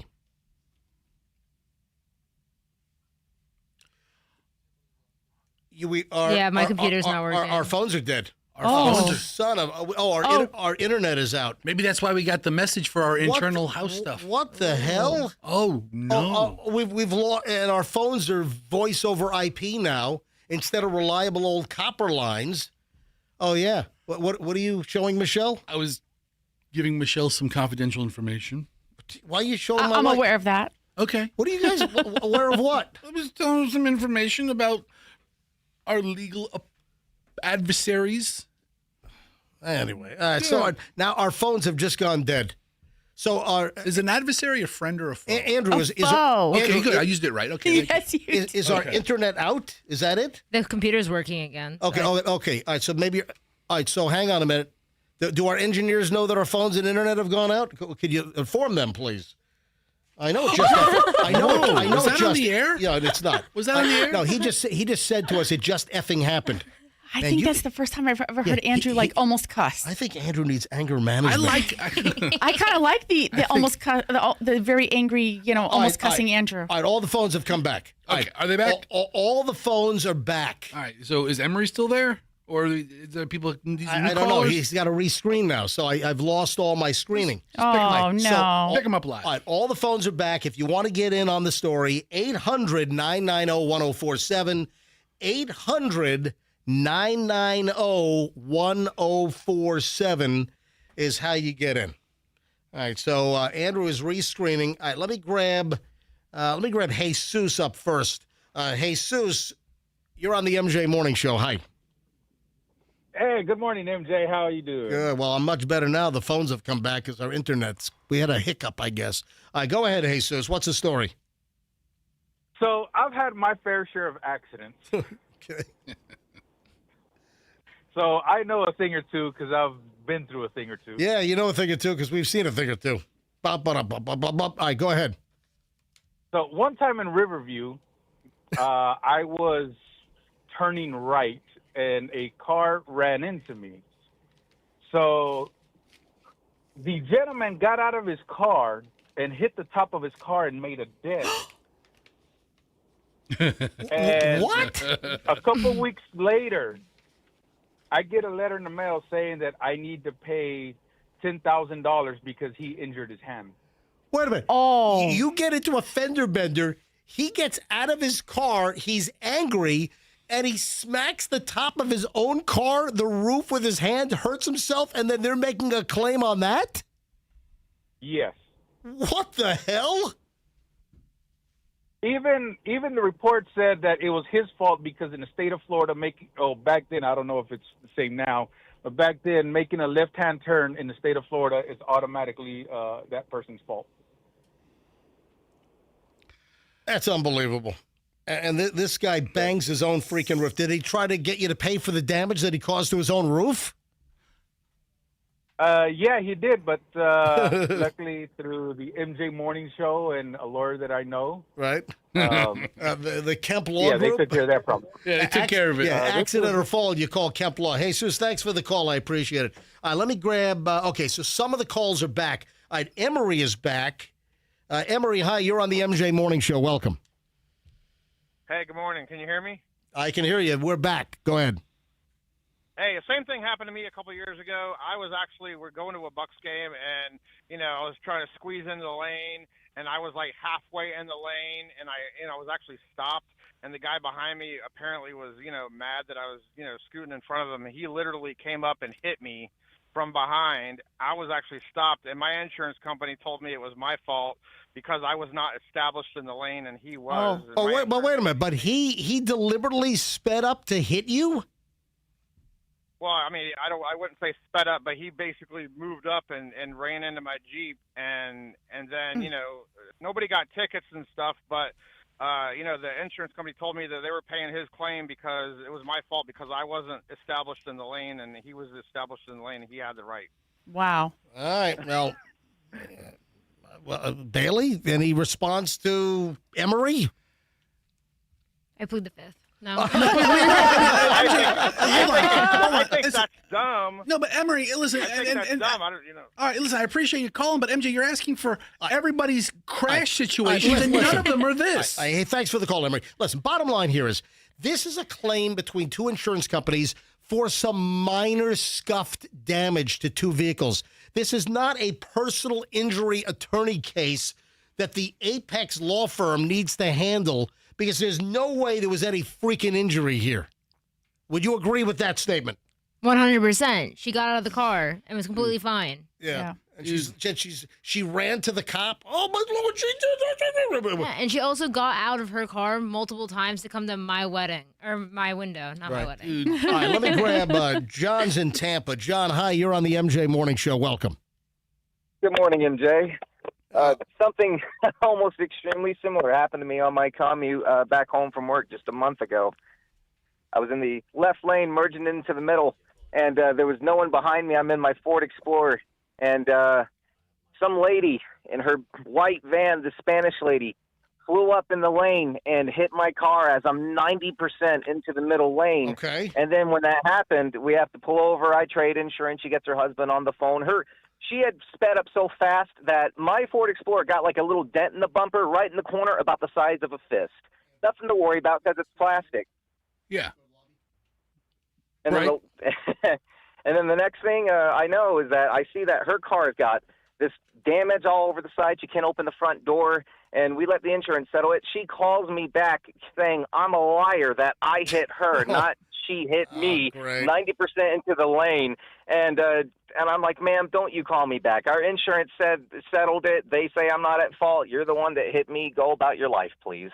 Yeah, I mean, MJ, everybody has a different accident listen, story. but this is just a ridiculous apparent attempt at a personal injury claim in an accident that just look at the pictures. There's no way anyone got hurt in this. Hey, buddy. I guess I feel like it could have just been resolved if she'd have reached out to Bailey and said, hey, can I make sure I have your right insurance information? I'm going to file a claim. I think Bailey's parents would have been like, fine, let's let the insurance companies handle it. We're not really sure like why it required such a response and such a 3-page demand letter from Jeffy over at Apex Law Firm. Seems a little overkill.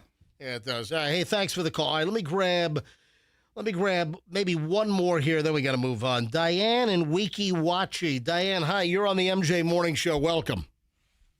Hi, thank you. Hello, everybody. Hey, what happened? What's your observation here?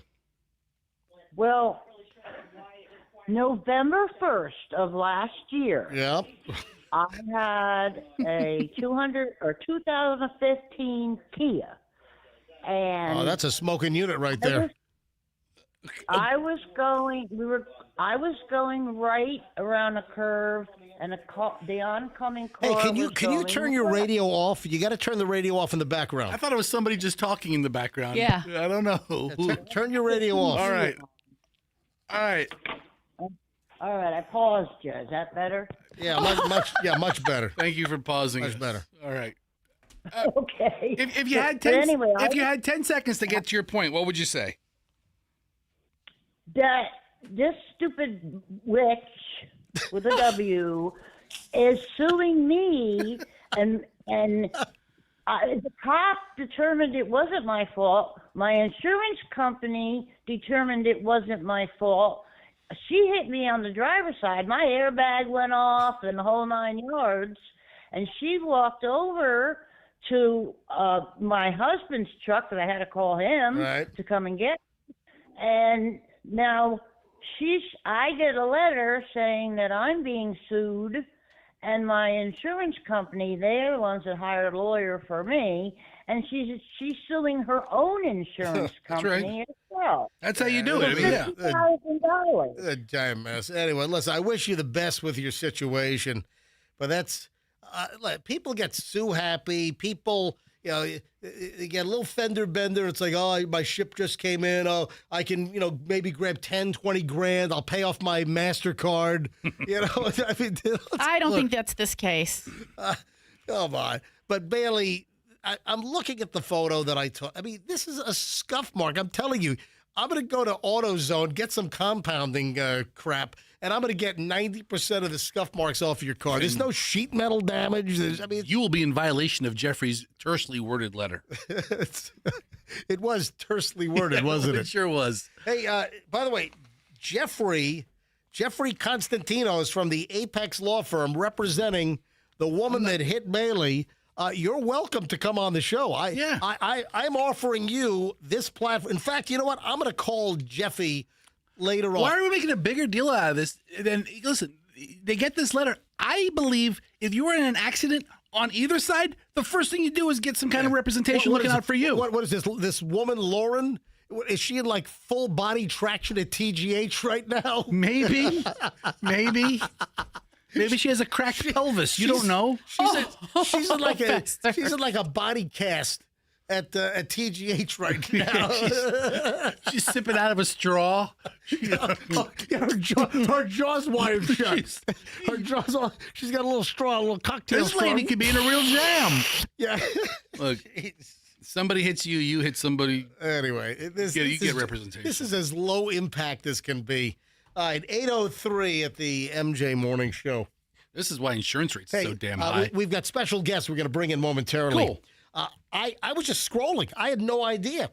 I was just scrolling yesterday on my Instagram. Oh, and incidentally, I got an Instagram scroll warning yesterday. Have you ever seen this? And I said to Michelle, have you seen this? And she's like, no.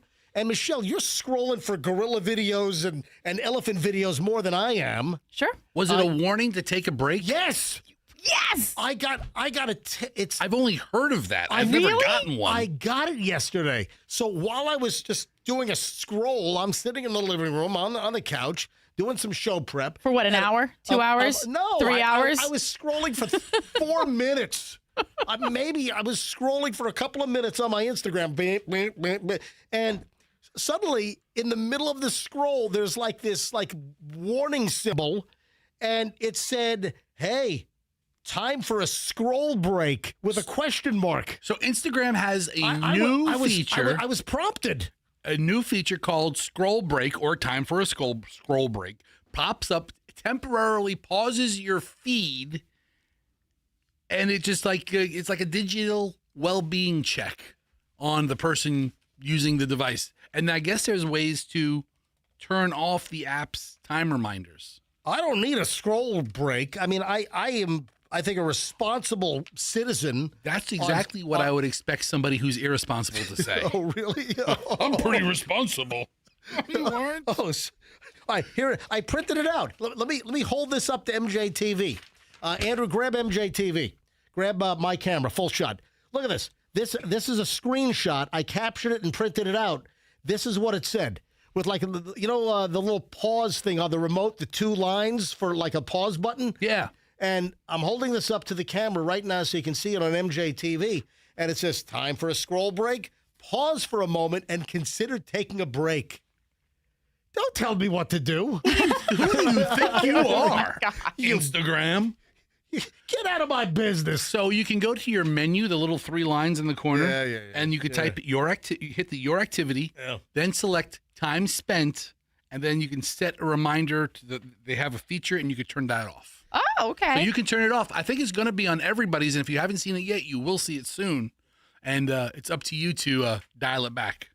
Might be automatic on your. I mean, it might populate automatically on your account, and then you have to like go in and undo it. All is that this what you is think? because of the lawsuits. Yeah. I mean, wasn't Schmuckerberg on Capitol Hill a couple of weeks ago talking about kids and how long they're online? So they're putting up preventive to slow you down. This is all like legal maneuvering to mitigate potential. Like, oh, look what we've done. Here's a person that's claiming brain damage because they were scrolling too much, and Instagram forced them to scroll. They were sucked in by the algorithm. We tried to tell you to stop. Right. Oh, yeah. So this is clearly a legal maneuver. I mean, if they were not threatened, would they have put this up on their own? Hell no. Maybe not. Absolutely not. Absolutely not. So I need to have a letter to pop up on your screen from like the Apex law firm. Very tersely worded. You know what? At this time, I'm going to go ram Jeffrey's car in their parking lot later today. I wouldn't recommend that. I'm not your counsel, but I wouldn't recommend that at all. Right, Sounds like a very competent lawyer, but it's just we're on the other end of it. Michelle, you made some kind of comment that you were aware of this. Somehow you're aware of this Jeffrey Constantinos. Oh, well, didn't you say he's got a really good reputation? He does. He's a former assistant state attorney, right. And he seems to have done very well in that office. Right. So, no, but Michelle said well to me respected. when Michelle saw the letter, he's like, "Oh, Jeffrey Constantinos, yeah, he's got a good reputation." Yeah, I mean, it seems like he's hired by the insurance agency. And no, he's hired by the to represent the client. Okay. My insurance agent hires a lawyer; they represent me. No. This client, the woman that hit Bailey, went to the law firm. We'll see. Yeah, we'll see. That's what Bailey happened will here. find out. And she'll report back. Take this to trial, Bailey. Take it to trial. Yeah, we're going to trial. You know what? We're going to trial. I'll be a character witness. Yeah. That's what I'm going to do. All right, moving along. So the whole scroll break thing. While I'm scrolling yesterday, the Cousin Vinny's Sandwich Shop feed comes up in my, and I don't follow you guys, which you guys need to follow me, and I'll follow you guys. Is that how that works? We can reciprocate here, but you guys popped up in the algorithm, that's good. That's good news. That's fantastic. So I get this pop up, this content that pops up in my feed from Cousin Vinny's Sandwich Company in Tampa about, hey, we can now announce that Guy Fieri stopped by like a couple of months ago to shoot a segment for Triple D, for diners, drive-ins, and dives. I'm like, well, that's pretty interesting. We were just talking about Guy Fieri, and because we had a Guy Fieri story yesterday, which I will bring back up. But I like Guy Fieri. I find him, as far as a Q score goes with a celebrity, I like him. I like Guy Fieri. I've always liked the guy. I think he's a likable dude. I like his content. And then I'm like, wow, look at this. So a sandwich shop that Michelle and I like a lot. And Michelle, your go-to is the Caprese, Yep. right? It's so tasty. What's the internal name for the Caprese? The Tomei and Mats.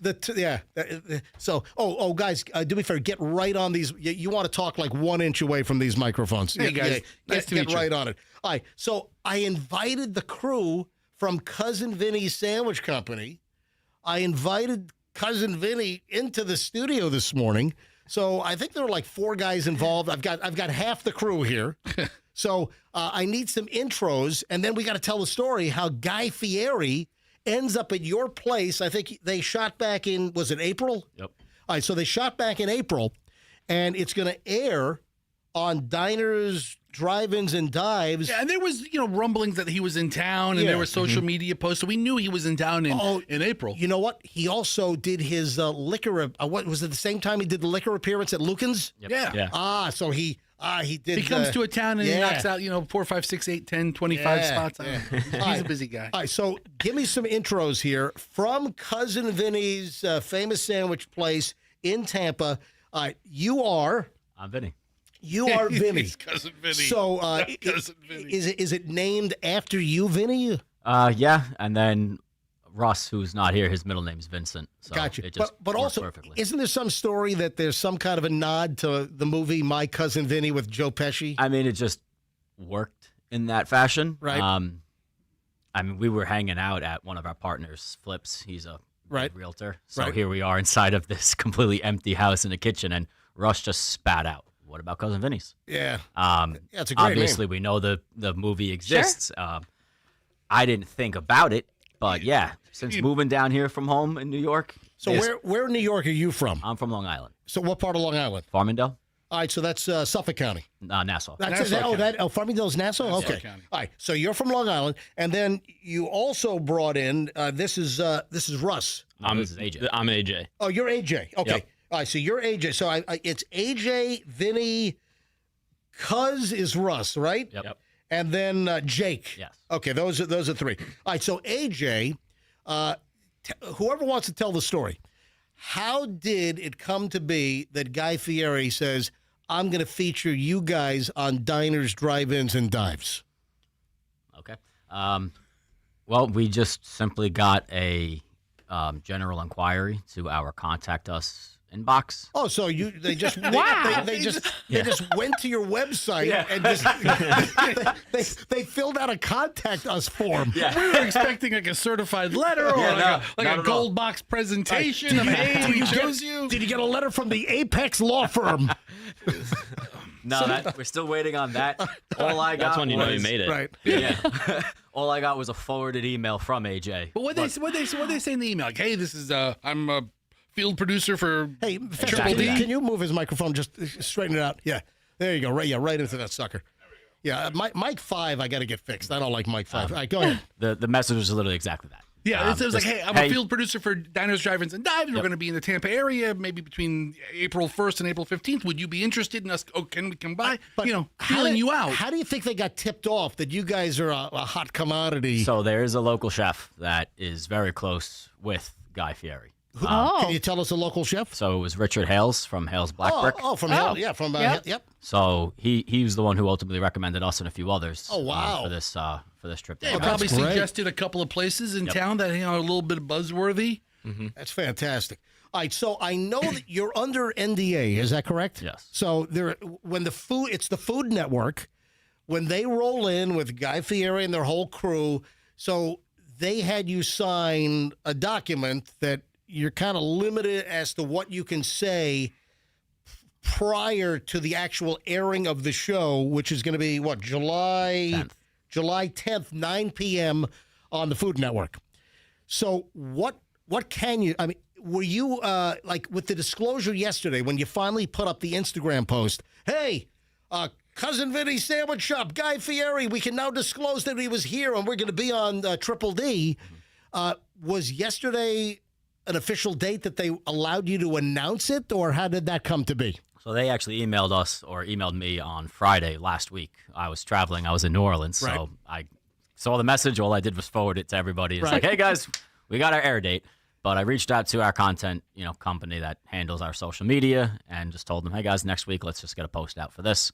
Because we were not allowed to mention any part of it. You couldn't even say that he was even in town for you guys. Correct. Wow. Prior to us receiving that email that, we're 30 days out, we had to stay tight-lipped. Obviously, that shot when they do the car pulling up and he's outside the shop. Does he pull up in the old Chevelle or the, what is that, a Camaro? Whatever. I think it's a Camaro. So old Camaro? It's parked out front. And before he got there, I'm telling the production company, I'm like, hey, I haven't told anybody, but I cannot stop what's going to happen when of he course goes on. not. And they know that because I saw it on social media by 100 different people. Hey, guys, in this place, I know Right. like a half a dozen places that he might have gone to because everybody sees it. There were, customers in there, or even if they're friends, they're snapping photos. They're not under NDA. How long was Guy actually there? Maybe 2 hours. Okay. Wow. And I think he's a really likable guy. I've always liked him. I think he appears to be friendly, jovial. He knows what he's talking about. In real life, was he as nice in person as I assume he is? Yeah, he's big, animated, very transparent, very direct. Yep. But yeah, very fun. How big of a crew did they show? Was it like A lot. Like how many people would you say? Really? Yeah, there was probably 12. Yeah, probably a dozen. Yeah, just But they standing around. get right to business. Yeah. Everyone there Yeah. knows the exact role that they are playing and Wow. what they're doing. And did they ask you to suggest which of your menu items that he tries, No. or did they pick what they wanted? Yep. Can you tell us what he picked? No, because that would then be a spoiler to the Oh, other. why? That's the one part he can't say. That's the reason why I want to watch it July 10th. All right. How many items did he try? A couple. So he did try a couple items. Yeah. All right. And I assumed he liked everything because your stuff kicks butt. Was he like this? Was he like, You know, this is so warm. so a piece of me died. I can't give the compliment he did give me, but I will say the compliment he didn't give me. He did not say my food was gangster. So Okay, all a right. piece of me did die. Yeah. So he didn't use gangster, although he was very complimentary of the product. That's awesome. Oh man, I can't wait for this. I'm gonna set up my DVR now. I'll set up my recording so I don't miss this thing. Dude, are you guys going to have like a watch party or something at the place? I mean, I'm trying to think of what so we can do to, we make it a bigger haven't thought on that, but it's so funny you mentioned that because the moment I started sending that out to people, Yeah. the first thing that I'm getting back to me, like, Yeah. hey, you having a watch party? Love Yeah. to get together. I'm Well, like, here's oh. the deal. Maybe I should get that set up. Let's go. Well, here's the deal. Is you guys typically close at 7, right? 9. Oh, 9. Oh, okay. Oh, so Yeah. you close at 9. All right. This will work then. So you just that night you get a bunch of TVs, hooked up. And do you have cable or internet in there? Can you get the Food Network in the store? We can do anything. All right. Yeah, So they can get a TV hooked up. Yeah. maybe do a special that night that you're open until midnight that night. I just don't know if we could withstand the I mean, you got to have, people in there. It's gotta pretty, have if the you've prep. been in there, it's pretty small. So Yeah. Yeah, you got to it'd be have a the prep. You got pretty to. small watch party. So MJ and I'll come by and help make sandwiches or something. We'll cut some cheese or something. Not that There you kind of go. cheese. yeah, Fess is an expert at that, by the way. The best. Fess has to leave the room All the time. Yeah. All right. So I like your product. I mean, your sandwiches are phenomenal. Thank You guys you. do a fantastic job. I mean, I've rolled in there. I don't know if I've ever seen you guys in there or if you've seen me, but we just roll in and I'm just standing in line ordering the sandwich. Michelle's got her favorite. I've got my favorite. I've got the menu here, like the Uncle June. Obviously, that's a tip Sopranos. to the Sopranos and Uncle Junior. A great character. Michelle loves the Tome and Mats. the most underrated sandwich. Yeah. Oh, hold on. AJ, say it again. It's the most underrated sandwich. Yeah. Tome and Mats. Michelle loves that sandwich. That is her Incredible sandwich. absolute go-to. What is that your favorite? Not my favorite. What is your favorite, AJ? Mine's gonna be the Tony Picante because that's the only thing on the menu that I actually helped create. And what is that? The Tony Picante. Is But what- hand-breaded Oh, chicken that- cutlet, house-made spicy vodka sauce, roasted red peppers, ricotta cheese, and mozzarella cheese.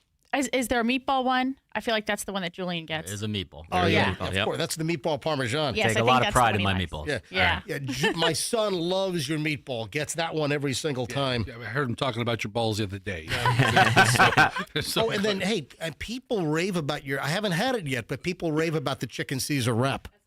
Hold on a minute. That's Bailey's favorite. Hey, Bailey, the intern. We only have 5 microphones in here. Say that again. That's my favorite. So Bailey is, and who went to UT? So, both did. It's like a bunch of you guys. And who's the lacrosse player? Jake and I. All right, so you Fun guys fact, both, he scored the first ever goal of the program. really? Wow. For the UT lacrosse team? Yeah. Do they have a trophy fantastic. of you or something on campus? They had a picture, and then like I recently, I have a 2-year-old, so I was like, oh, let me bring you to show my one accolade in life. He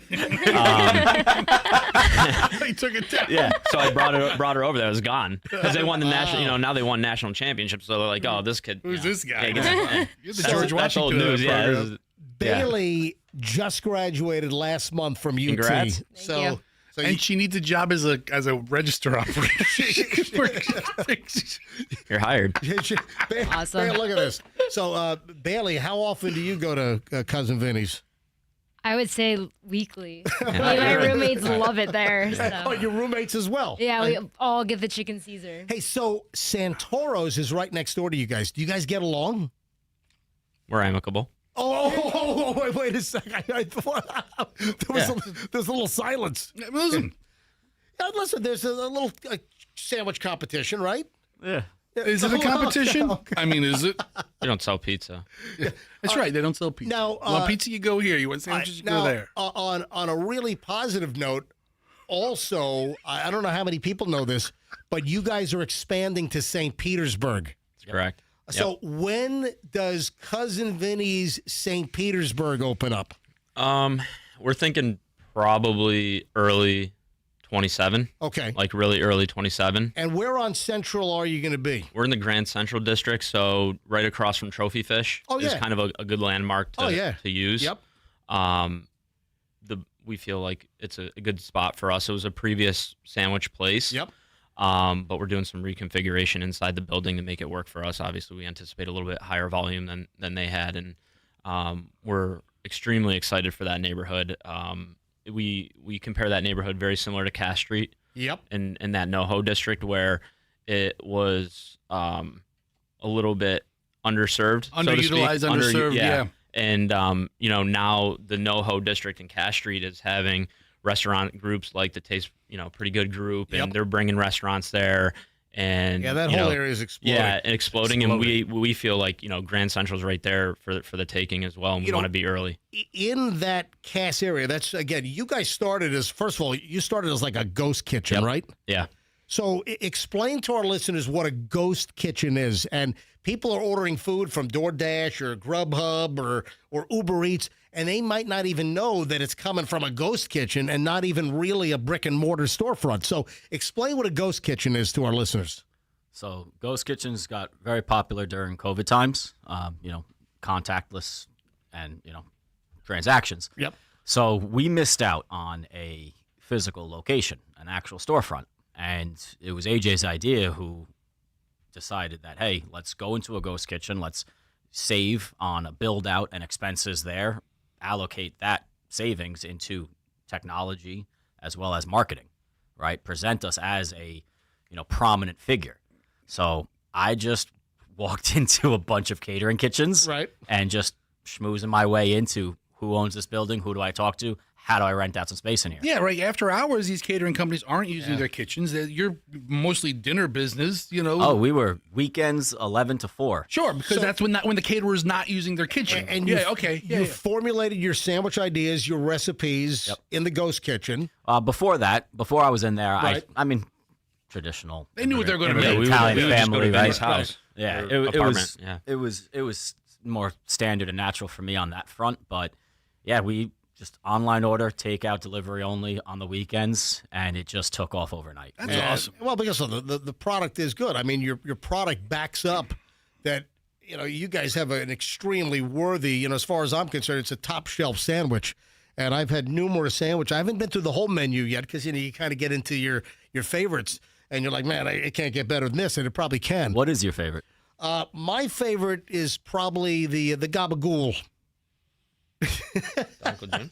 The Uncle June or the Capo del Schmeat? I like the Uncle June. Okay. Yeah. Wow. By the way, the Capicola, Capicola is known as the gabagool. Yeah. So, all right. Yeah. So I have a confession. What is your confession, Fester?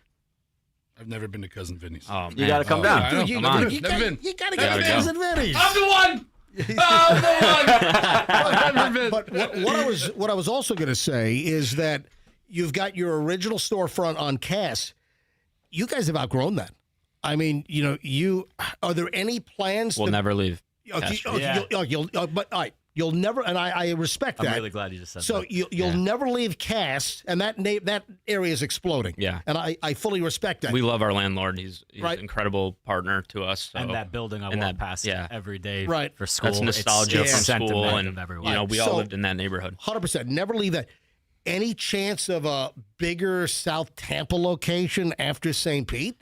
It's funny you mentioned South Tampa because there's a South Tampa location already in the hopper. Yeah. Oh, so you are working on Yeah. it. All right. Listen, things are getting, Violet Stone's moving, to South Tampa, right near Kennedy and Taking over the old Renzo's. Yeah, the old Renzo's is going to be the Violet Stone Tampa. Oh, yeah? So can you tell us in what area you're looking to expand in South Tampa? So we've already signed just across the street from Britton Plaza in the same shopping center as Buffalo Wild Wings and Crunch. Yeah. So That's a it good was- spot. Yeah, It was nice. a perfect spot to get into. AJ worked on that in the back end. He is the awesome. guy that's working behind the scenes on all things. So for us to get into that space before Britton Plaza even gets demolished and rebuilt again, and now we can be established already in there.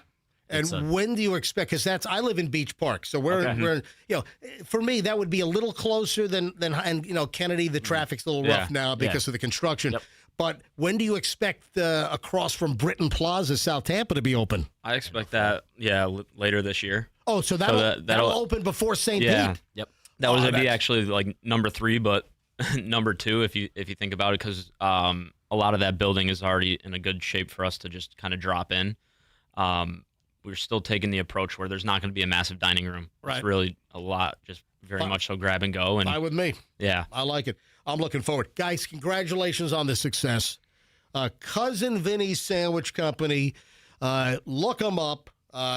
Cass near UT in the North Howard, NoHo district, and coming to St. Pete. And then breaking news, coming to South Tampa across from Britton Plaza later this year. So I'm excited. That's awesome, guys. And then, Thank you. And then congratulations on being on Guy Fieri's Diners, Drive-Ins, and Dives.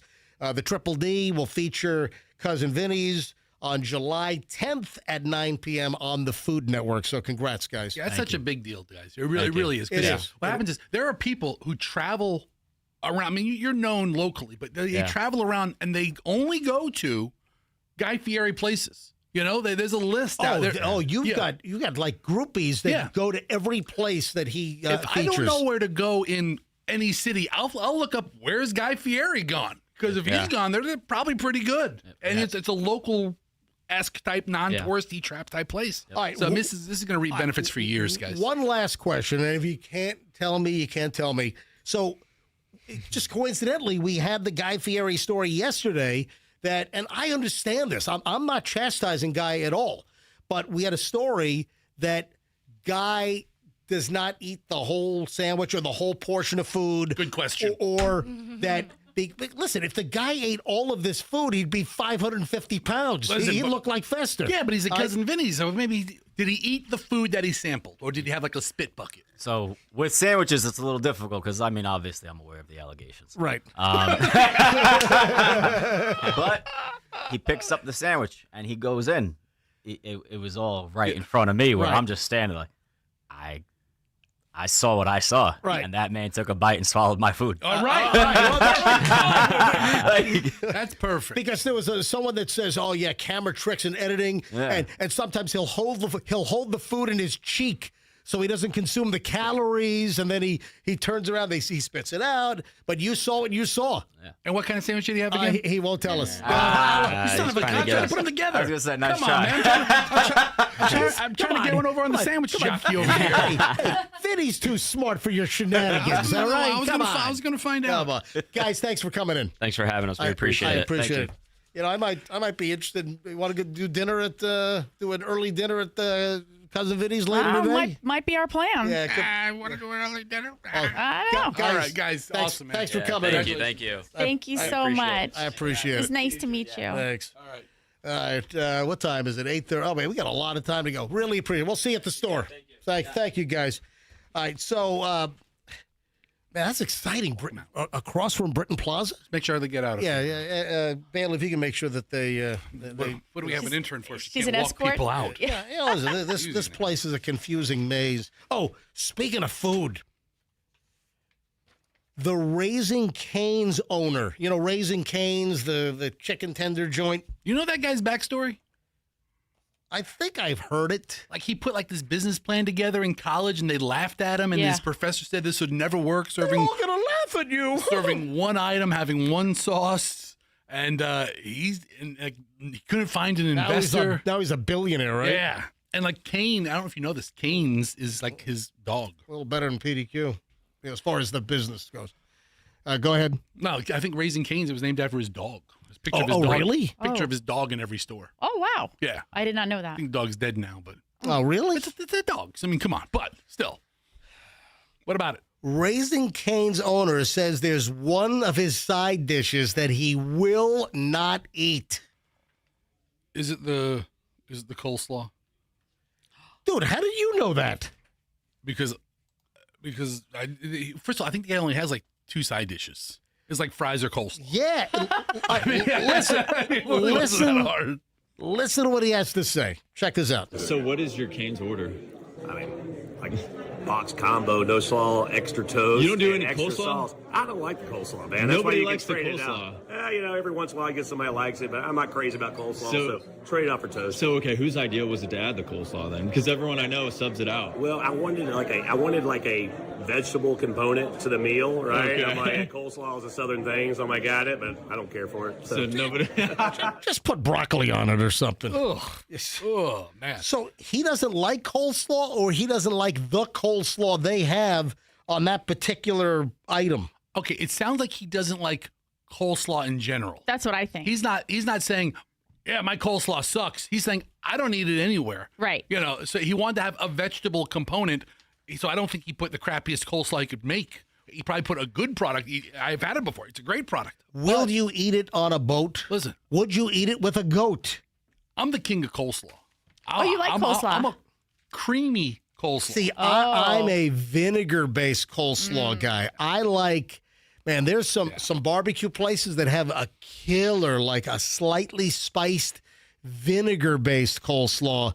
That's my go-to over the milky white mayo. Yeah. Nothing goes. Listen, I'll eat it, but I like the vinegar coleslaw much better. Yeah, I'm a coleslaw eating fool.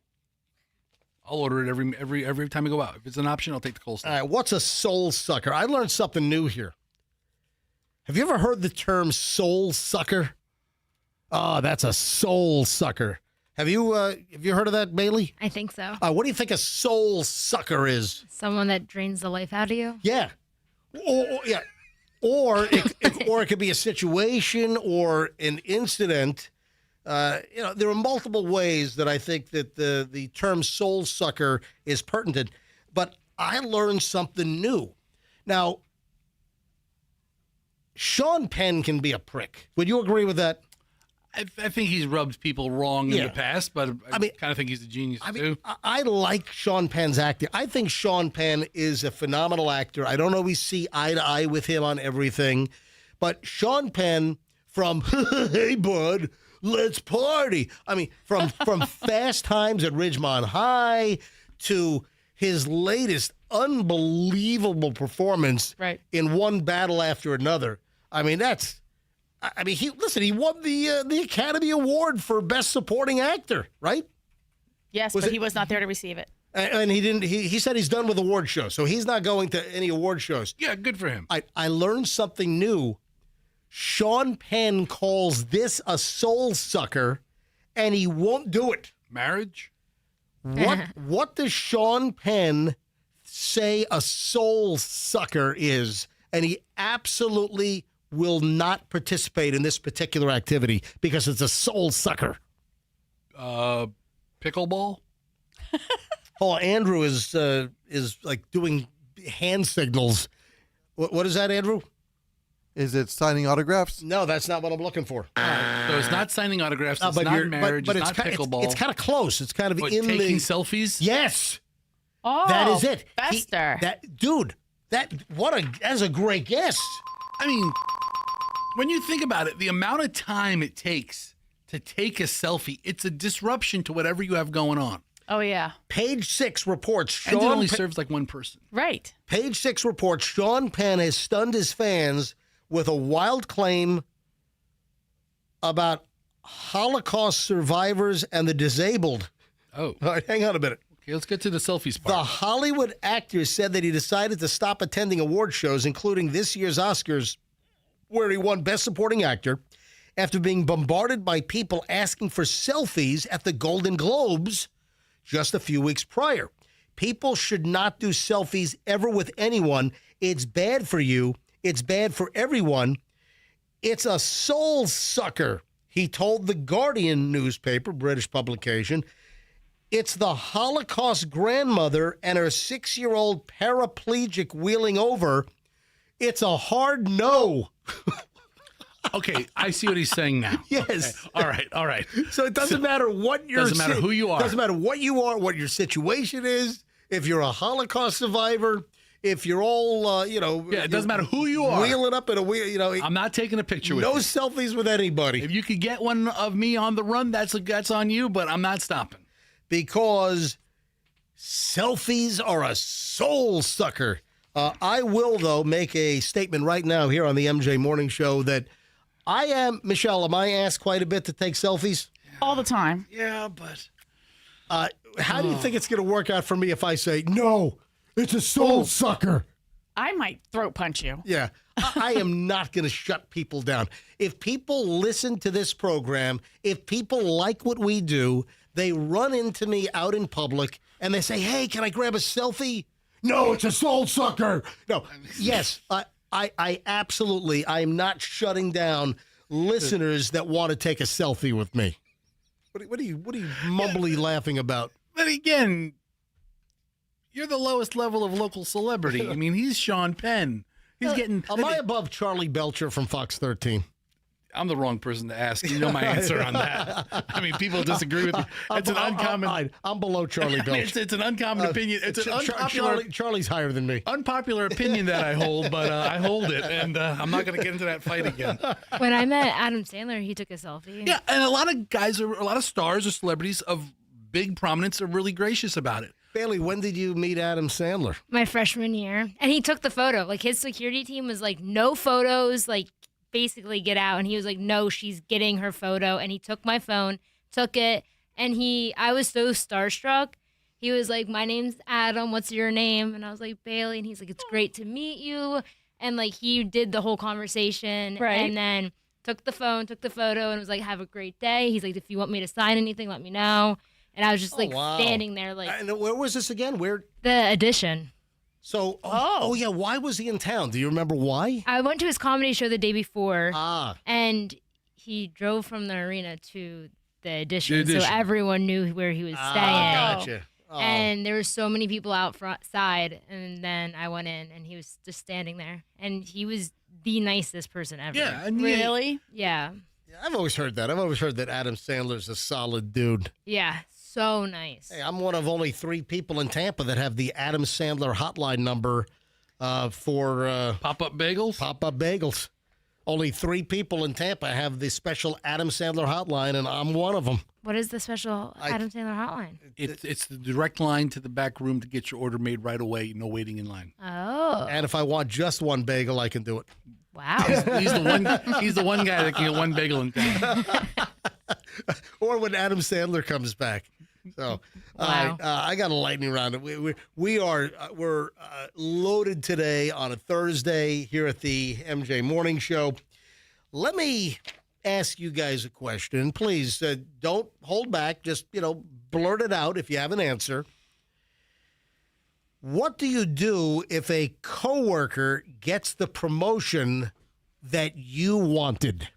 What do you do? Are you friends with this person? Not everybody at once. No, hold on. I need a little more information. Are you friends with this person? My answer is dramatically different. I'm just asking. Listen, this is all the information you're getting. You work at a business, you work at a place, and a coworker gets the promotion that you wanted. What do you do? What should your reaction be? Assuming they're not friends, right, I would slowly sabotage the rest of their life. That's Michelle. Quit. Bailey. Quit. All right, so no one said the correct answer. What is the answer? Choke the coworker. Ooh. Position just became available again. A Missouri man is facing charges after police said he choked a coworker when he learned that she got the promotion that she applied for at McAllister's Deli. Oh, I've been to those before. Yeah, it's kind of a chain. It's a chain, yeah. Is it like Jason? Are those Jason's Delis still around? What? Say that again, Andrew. Hold on. Hold, Andrew, that's right. There is. Andrew, turn your mic up and make it so we can hear you. Say it again. There's one on North Del Mabry. All right, so there's a McAllister's Deli locally. There's a couple of them in town, and it's like an elevated deli experience, I guess. So, Javon Mallory was charged with first-degree assault and first-degree burglary in connection with the incident that happened like 3 days ago on June 8th at the McAllister's Deli in St. Louis County, according to the probable cause affidavit. Mallory arrived at the restaurant about 10:30 a.m. and found the victim in the office of the store. He entered the office, locked the door behind him, and told the woman he was going to kill her. He grabbed her by the neck, wrestled her to the ground, and continued to strangle her until she went limp. Oh. My God. I mean, the probable cause statement said that Mallory only stopped when he heard the store's general manager unlocking the door. He was about to kill her because she got the promotion at McAllister's Deli. Oh, my God. The woman was able to get onto her feet. She and the general manager rushed out of the office, locked Mallory inside, and called the police. When officers arrived, Mallory told them that he had applied for the promotion but didn't get it. He told them that he knew the victim was working that day and intended to kill her. Did he think that if she was out of the way and unavailable to assume the promotion, that he was going to get the promotion? I mean, if he were second in line, I mean, let's like the regional manager comes up, he was like, Javon, listen. He told the police that he would have killed her if the general manager had not arrived. What the hell? Yikes. Young man probably could have had a promising career in a deli shop. He sounded like he was apparently he was going to be the chief pickle slicer. Listen, he sounded like McAllister material all the way until the choking incident. Oh my gosh. This is not the first time this dude's been charged with choking a woman. Apparently in 2013, when he was 20, he was charged with first-degree assault for sneaking into a woman's bathroom at a community college and choked a female student. My God. The student screamed, an employee ran in and restrained Mallory until the cops arrived. But there were no deli products involved in that. He was sentenced to 10 years in prison. Speaking of coleslaw, he was sentenced to 10 years in prison for that attack and was incarcerated from 2014 to 2022. Dude, he did an 8-year stretch of a 10-year sentence. Then he gets out, he's hired by McAllister's, and then he's choking another woman. Yes, Fester? No, it's just real McAllister material all the way. I mean, you never know who's taking your order at these places. All right, now, Fester, you've talked about this, and I guess you and your kids are into the whole dirty soda craze that's going on. It's okay. We're not into it, but we've experienced it. We've gone to the what is it called? Drip? What's it called? Swig. It's called Swig. Swig. Yeah, Right. it's a franchise pop-up model that's appearing all over town. Let me be clear that I think that you can really consume anything you want in moderation. Sure. So if you want a dirty soda, is a couple of dirty sodas here and there going to kill you? No.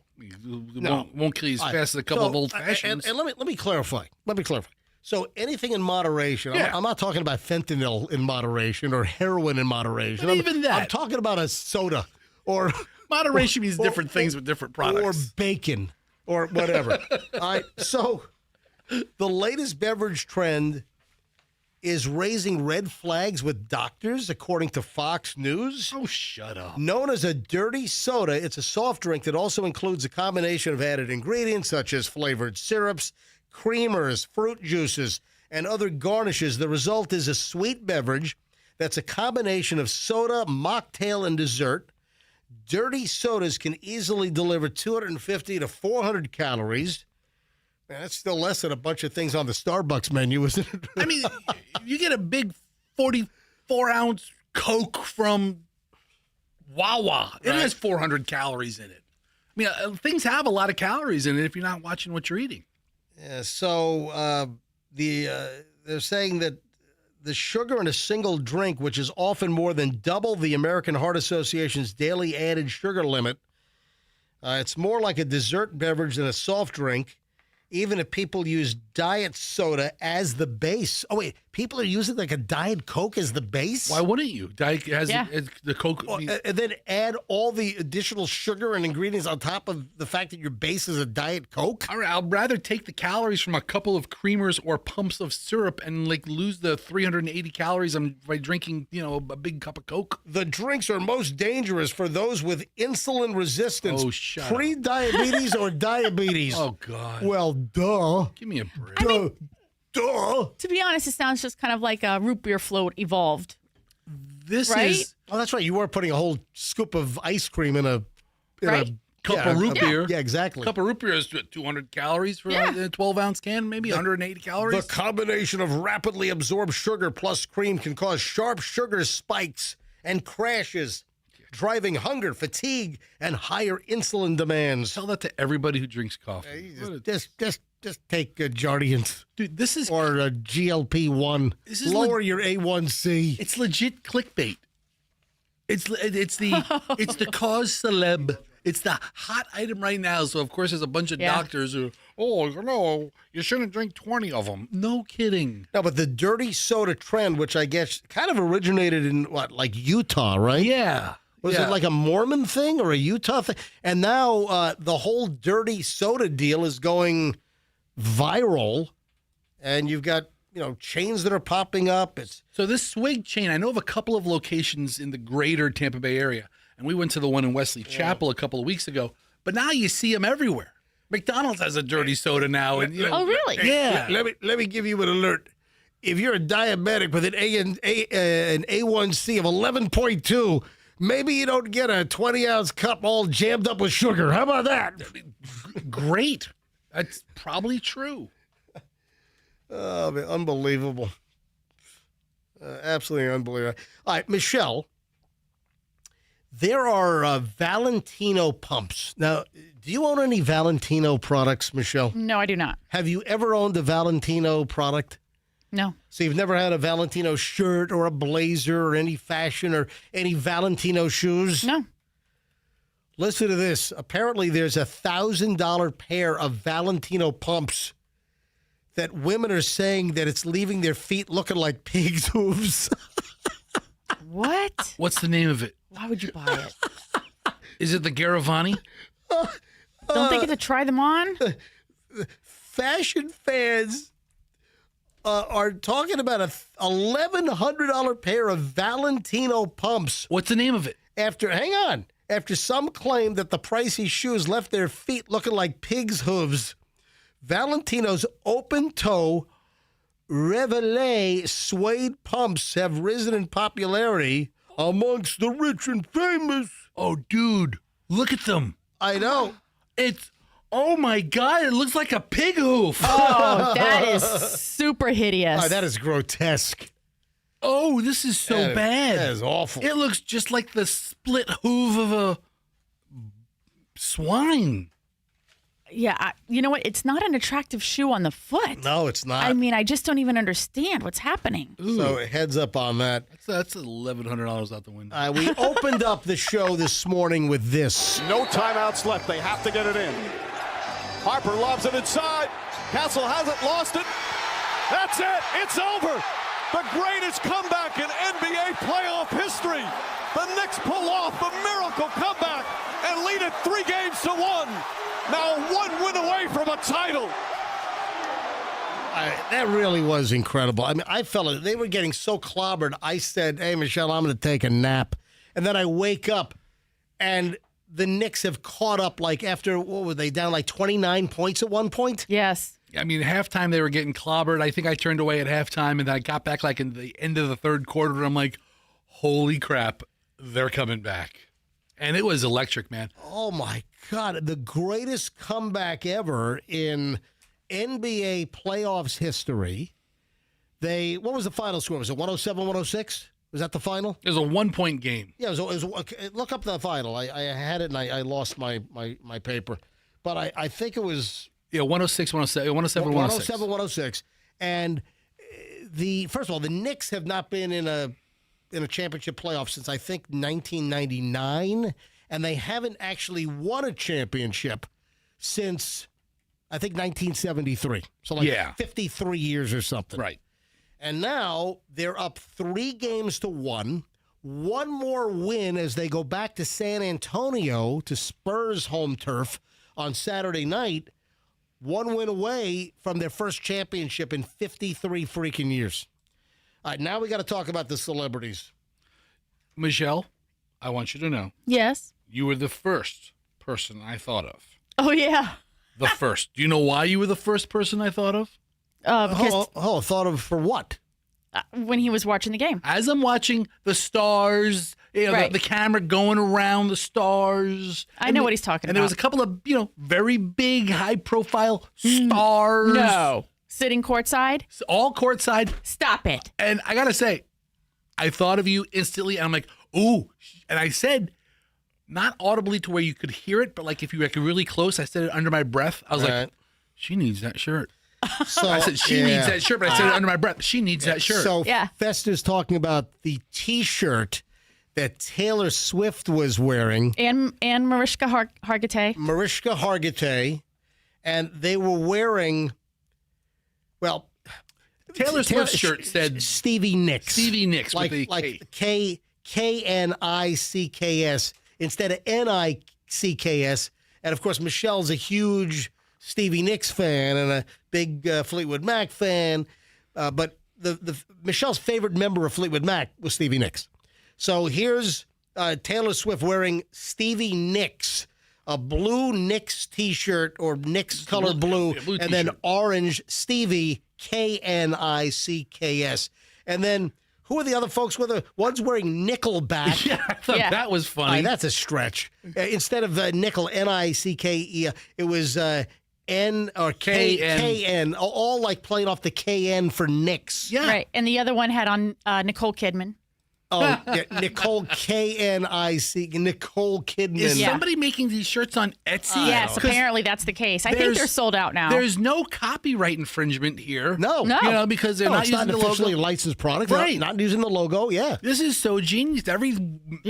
Everybody's buying them now for sure for Saturday. Let's make Nick Jonas shirts. Listen. Right, yeah, I don't think she would have worn that one. Did she date him or the other one? I don't know. She dated one of those Jonas brothers, I think. Oh, wow. Selena Gomez dated the other. Yeah. Friends. I don't know, but anything with a Nick in it can be punned. But here's the deal.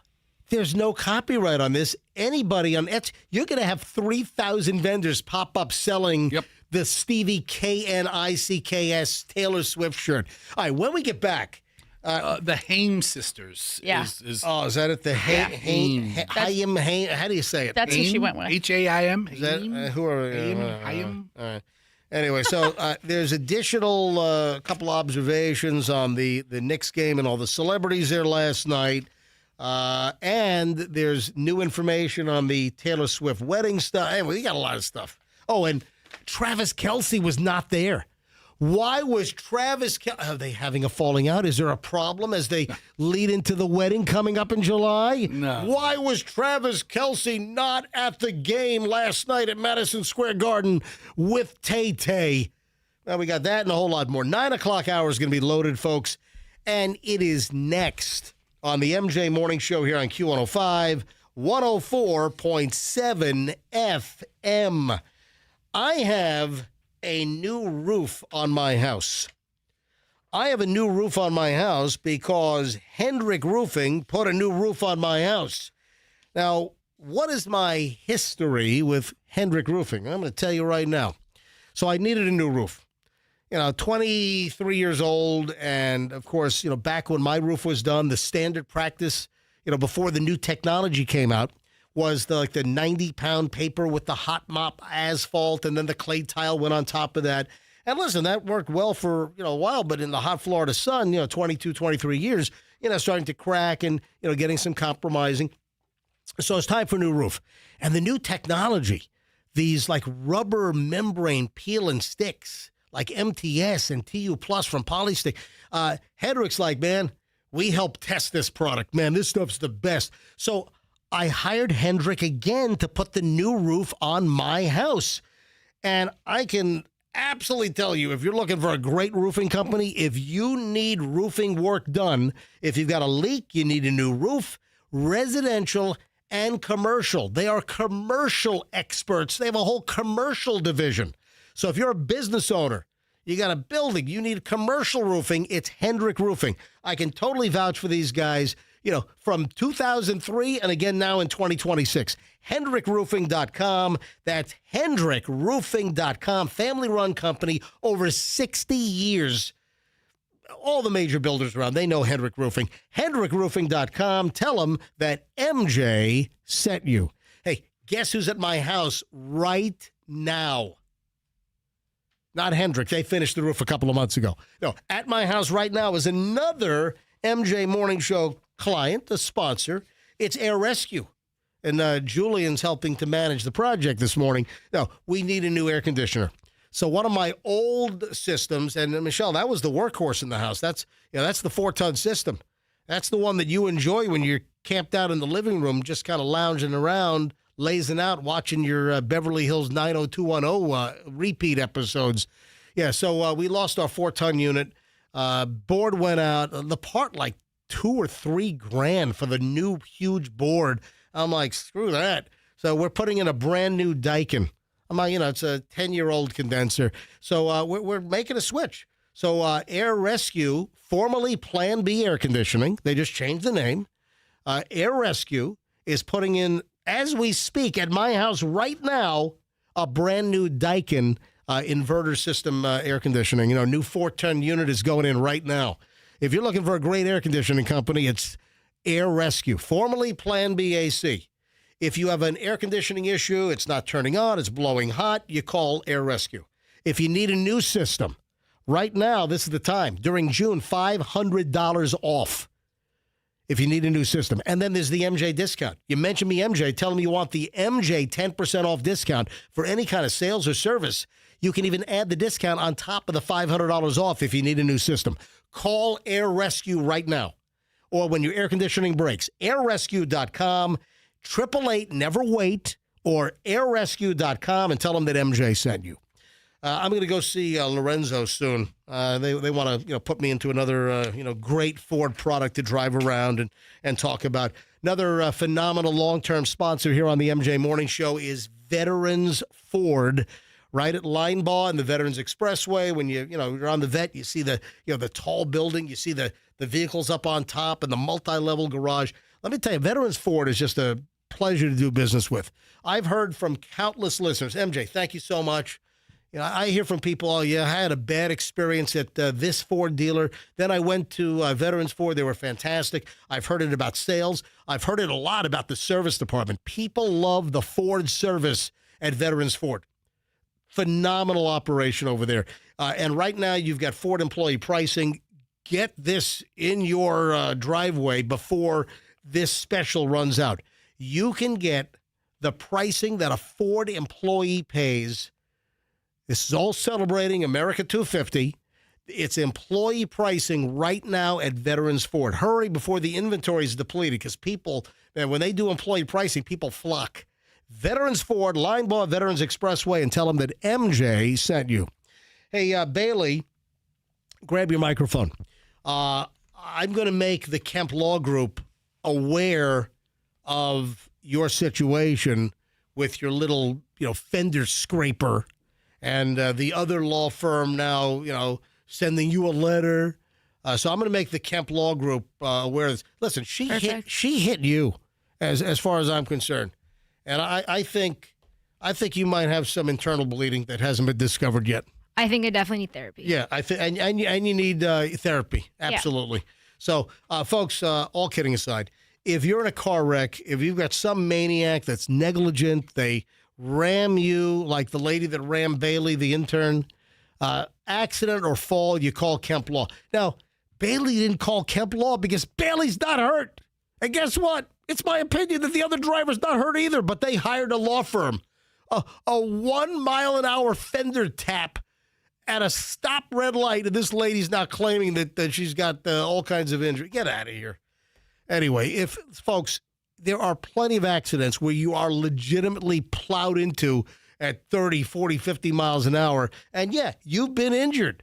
Plenty of people legitimately get hurt. And if that's new, it's the Kemp Law Group. Accident or fall, you call Kemp Law, KempLaw.com, and tell them that MJ sent you. Traffic's on. Let's grab Schreider with the latest at 9:01. MJ Morning Show back in just a sec. In Tampa, I-4.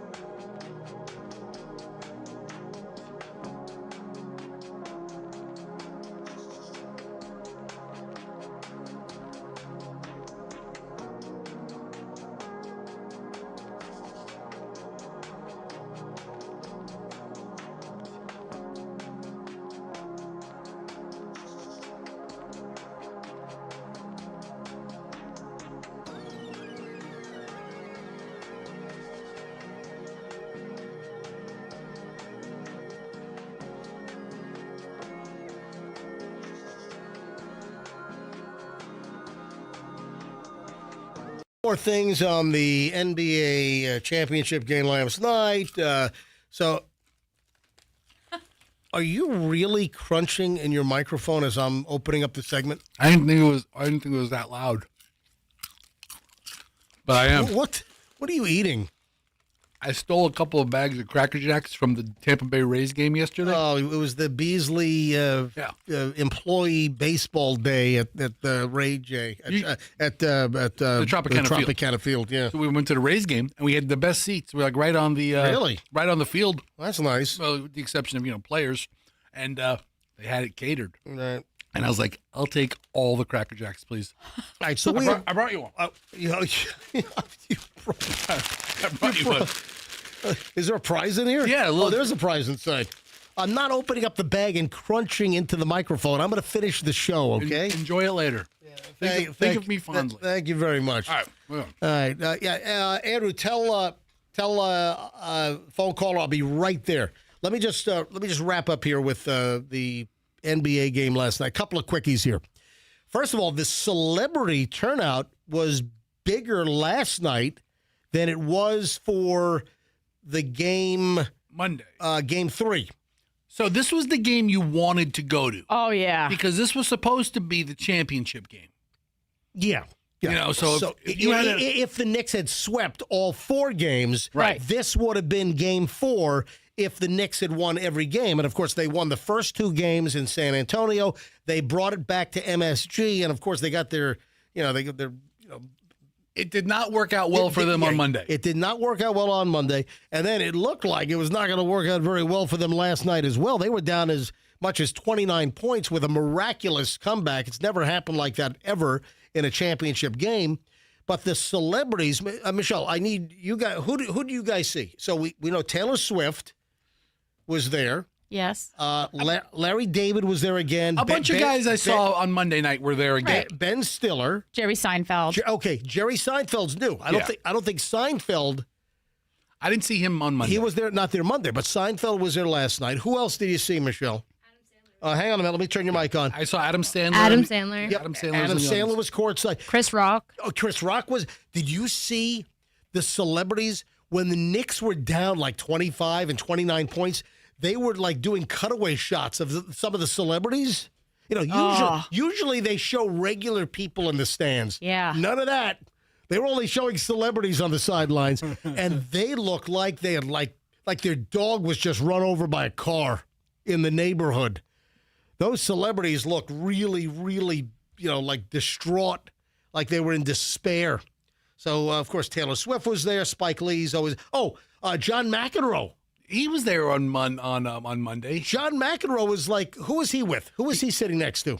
I didn't see him. Was he Oh, sitting no. He was sitting next to Larry David. Yeah, next to Larry David. Yeah. Boy, talk about 2 curmudgeons. Yeah, I know, right? One very funny. But So Misery loves company, buddy. Let me tell you. Let me ask you, who are the celebrities that did not go because all of the courtside seats were filled up? Because, like there's some celebrities, I cannot be seen there. If I'm in row 17, I got to be courtside with these other big celebrities. Anyway, a little bit more on Taylor Swift and the wedding. And Travis. Travis Kelce was not there. Are they having trouble? Is the wedding off? Why was Travis Kelce not at Madison Square Garden last night? I'm sure they're having nothing but trouble. She looked very distraught last night. Yeah, really. Yeah, the deal is, I guess it was some kind of a workout, some kind of a Chiefs deal. Yeah, he's got to get ready for the season. Yeah. Yeah, there's some kind of name. Let's see. Mini camp? Yeah, well, no. Voluntary workout? Yeah, hang on a minute. I got it right here. The Kansas City Chiefs tight end and his teammates began their bout of training at the University of Kansas Health System Training Complex on Tuesday. It concludes today, and that's why Travis Kelce was not with Tay-Tay at Madison Square Garden last night. All right, a little bit more on Tay-Tay in just a minute. But first, Andrew says I got to grab line 1. Hi, Jamie, welcome to the MJ Morning Show. Jamie, what can we do for you this morning? MJ, thanks for having me on, and I appreciate the shout-out yesterday. More information, Jamie, please. Ditech Search Protection. Well. That's great. So, this is amazing. After the show, I checked my email, and it's like, MJ, we're listening at Ditech. That's great. Did you happen to get my online inquiry that I sent in? I sure did. In fact, I told you. We were listening live, and it literally popped up on our desks, about the time you were talking about it. So that's hysterical. It was great. All right, so those that don't know, let me fill you in on what happened. So, I'm getting a new air conditioning system from Air Rescue installed today, and I have, these surge protectors. When I built my house, my electrician, I had a really good electrician, and they put these, high-end Ditech surge protectors. I've got 3 panels in my garage, and these are like heavy-duty surge protectors, and Ditech is like a leader in surge protection, and it happens that they're right here in the Tampa Bay area. Their whole headquarters is in Largo on like Starkey Road. And I somehow I mentioned this on the air. It's like, hey man, some of my green lights are out. And so my major ones, those are all great. And those 600 amp service coming into the house. But there are some sub panels inside the house that have these little surge protectors. And listen, these are 23 years old. So I know that I've had some surges and some hits over the years, at my house in South Tampa. I mean, welcome to, the lightning capital of the world, the Tampa Bay area. So I just noticed that if your green lights are out, that means that the surge protector's not working. It means that at some point the surge protector, Jamie, did its job, right? Correct. Yeah, they are sacrificial lambs. They're meant to take their hits over the course of their lifetimes, and they're like a bodyguard, in a boxing match or so that they're taking the hits so your gear doesn't have to, and eventually they're going to fall down. But yeah, that's what those green lights mean. Well, thank you guys. So I mentioned this on the show, and I'm like, because I was excited that they were actually, a local company, Dytech, and turns out that Dytech is listening to the show yesterday, hear me talk about my green lights. Jamie sends me an email, and I guess you guys are going to send me some surge protectors to replace the ones that obviously took a hit at some point. So can I install those myself, or should I hire a licensed electrician? Nah, you'll be fine. I can legally only say you should hire an electrician. Now, Jamie, is a surge protector something that's common to install in a home that doesn't have one? Let's say if a home is built, 20 years ago, it doesn't have a surge protector. I don't think my home has a surge protector. Yeah, and nowadays, as of 2020 or so, National Electric Code says that all dwellings have to have surge protection now. Yeah. So, when you call your electrician, that's what they'll do, is check to make sure that you have it and you need it. It saves your gear. There's a real science behind it, and everybody should have them. And so, they're really a great device. And like you say, the big daddies that you have on those big panels have been going for 23 years, and they're still running. Oh, yeah, those guys. I've got 3 of the big surge protectors from Dytech, and I've got 2 green lights on all 3 of those, and those apparently are still ticking away doing their gig. I just thought it was a great story that here I'm just talking about these, and it turns out that Dytech was actually listening. Another testament to the popularity of the MJ Morning Show. So Dytech Surge Protection in Largo. Thank everyone in the office, Jamie, that listens to the program. I highly appreciate it. Well, and I'll expound a little bit on that because this is a testament to you. We actually have a couple of guys in the office who listen to the show, and they have been with you since back in the pig days. So that's yeah. Man, that's a long time. Going back to the Power Pig first hired me in 1994, and that's when we launched the MJ and BJ Morning Show. And then, of course, in 2001, it just morphed to the MJ Morning Show. Well, listen, Jamie, give my regards to everyone in the Dytech office, and I really appreciate you guys listening. My privilege, and thank you for having me on. Thanks, Jamie. Have a great day. Have a great day, guys. Awesome, man. That's so cool. No, I love it. I mean, it just shows we've got a very wide reach. Michelle was commenting yesterday. We took the calls about the e-bikes. Yeah. And Michelle was like, we had a 14-year-old call in. We had a 16-year-old call in. Yeah, I mean, and I found it very reassuring that they both were like, I ride responsibly and respectfully. And one of them said it was because their parents had, taken the time to have a conversation with them. And I was like, wow. I mean, how impressive. It was the 60-year-old that said that. The parents are 94 years old. They're like, listen to me. I'm going to get you an e-bike, but you got to ride responsibly. And he's like, don't tell me what to do, Mom. I'm 62. And son of a bitch. And by the way. Instead of a golf cart? I did my walk at the same time last night, and the reckless e-bikers in my South Tampa neighborhood that almost ran me over on, what was it, Tuesday night? Monday night. Monday night. They were not out. I think, maybe I scared them away when I said, I'll get you, you little kids. No, I didn't. Get off my lawn. Now, listen, the one almost hit me at 45 miles an hour, and the second one jammed on his brakes, and he actually did hit my arm with his handlebar. Sorry. And then he takes off and pops a wheelie. Yeah, that's a hit and run. That's essentially that's a hit and run. Absolutely. We can team up with lawyers. Yeah. Yes. One for everybody. Yeah. You get a lawyer. You get a lawyer. Everybody gets a lawyer. All right. So a couple of additional Taylor Swift items here. Michelle, do you think that the whole MSG wedding and the commentators were saying, oh, and here's Taylor Swift, and, the rumors are her wedding's going to be held in Madison Square Garden. Do you think that's still a potential ruse that's a... I texted Gary. Because here's the thing. Bailey's uncle is somebody who is, he affiliates... Is he on the list? No, but he has connections in the sports arenas. Because Uncle Gary... Yeah. Uncle Gary is connected because they set up broadcasts at major venues for professional sports all over the country, including Madison Square Garden. So I said, reach out to him and see if he has any. Did Uncle Gary respond back? Yes. All right. So what did you ask him first, and then what is his response?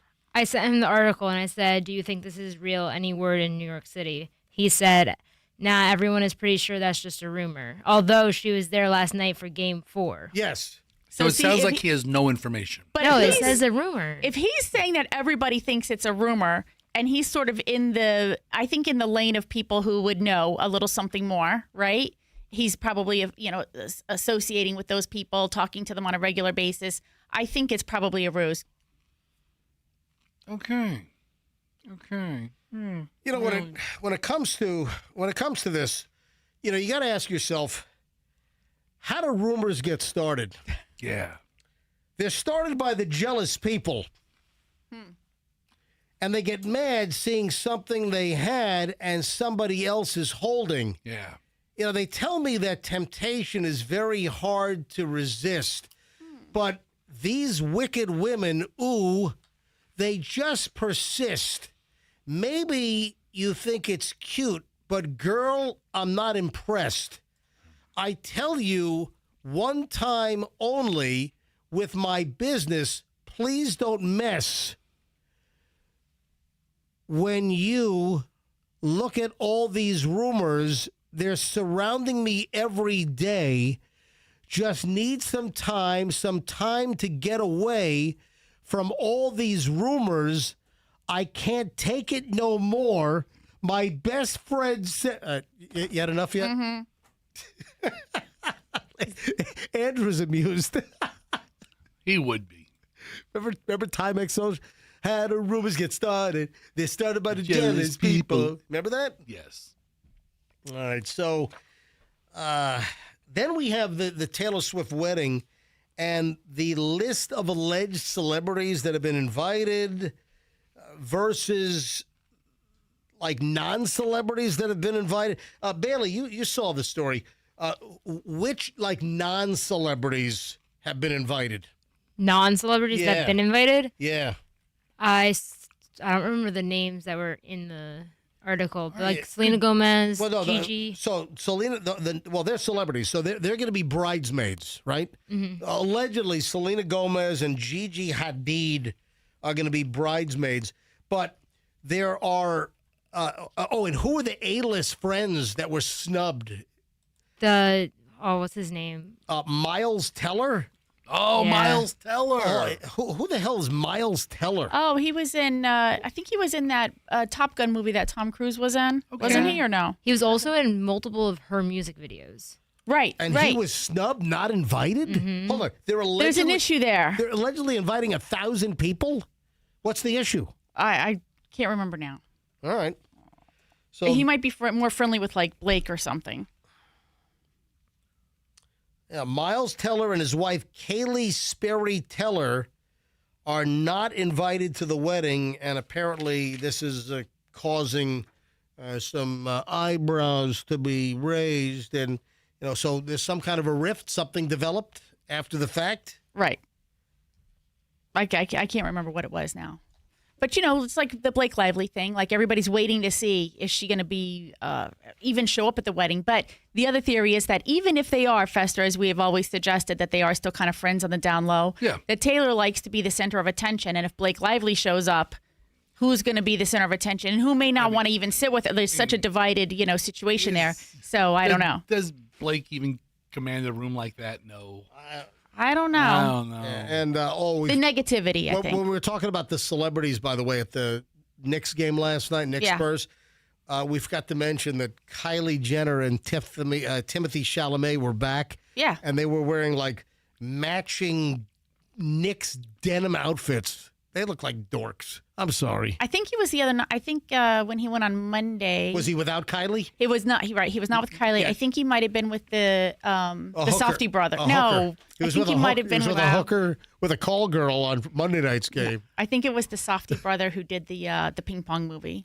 It looked like him. I couldn't because he was dressed like a douche with a hat on and scrubby clothes. And What was the ping pong movie called? Marty Supreme. Marty Supreme. Thank I'm you. looking at the potential list of guests to the wedding. Yeah. And when they say, wow, there will be a bunch of A-list people, executives, industry people, famous people. Sure. They also, Travis and Taylor both wanted to include people that they've met along the way who've left a positive impression on them or had an impact on them, maybe never acknowledged in any formal capacity. I mean, I'm sure you'll see like old high school teachers get invited to this event. Sure. You'll see like the equipment manager at the University of Cincinnati where Travis went to college. He's going to get invited. You're going to see all the Kansas City Chiefs are probably going to be there. You know, all of his teammates, all of his best friends from around the NFL are going to be there. And when you start, so that's the thing. You have to make a decision. Are you going to go big or go little? Because they're going big. 12. It was 1,000 people yesterday. Today it's up to 1,200. You got to figure they each know at least like 250 people they want to invite. Plus one gives them each 500. You're at 1,000 right there. All right, so if I'm playing this music, what this might indicate? This is the walk down music for the wedding. Oh, that's so perfect.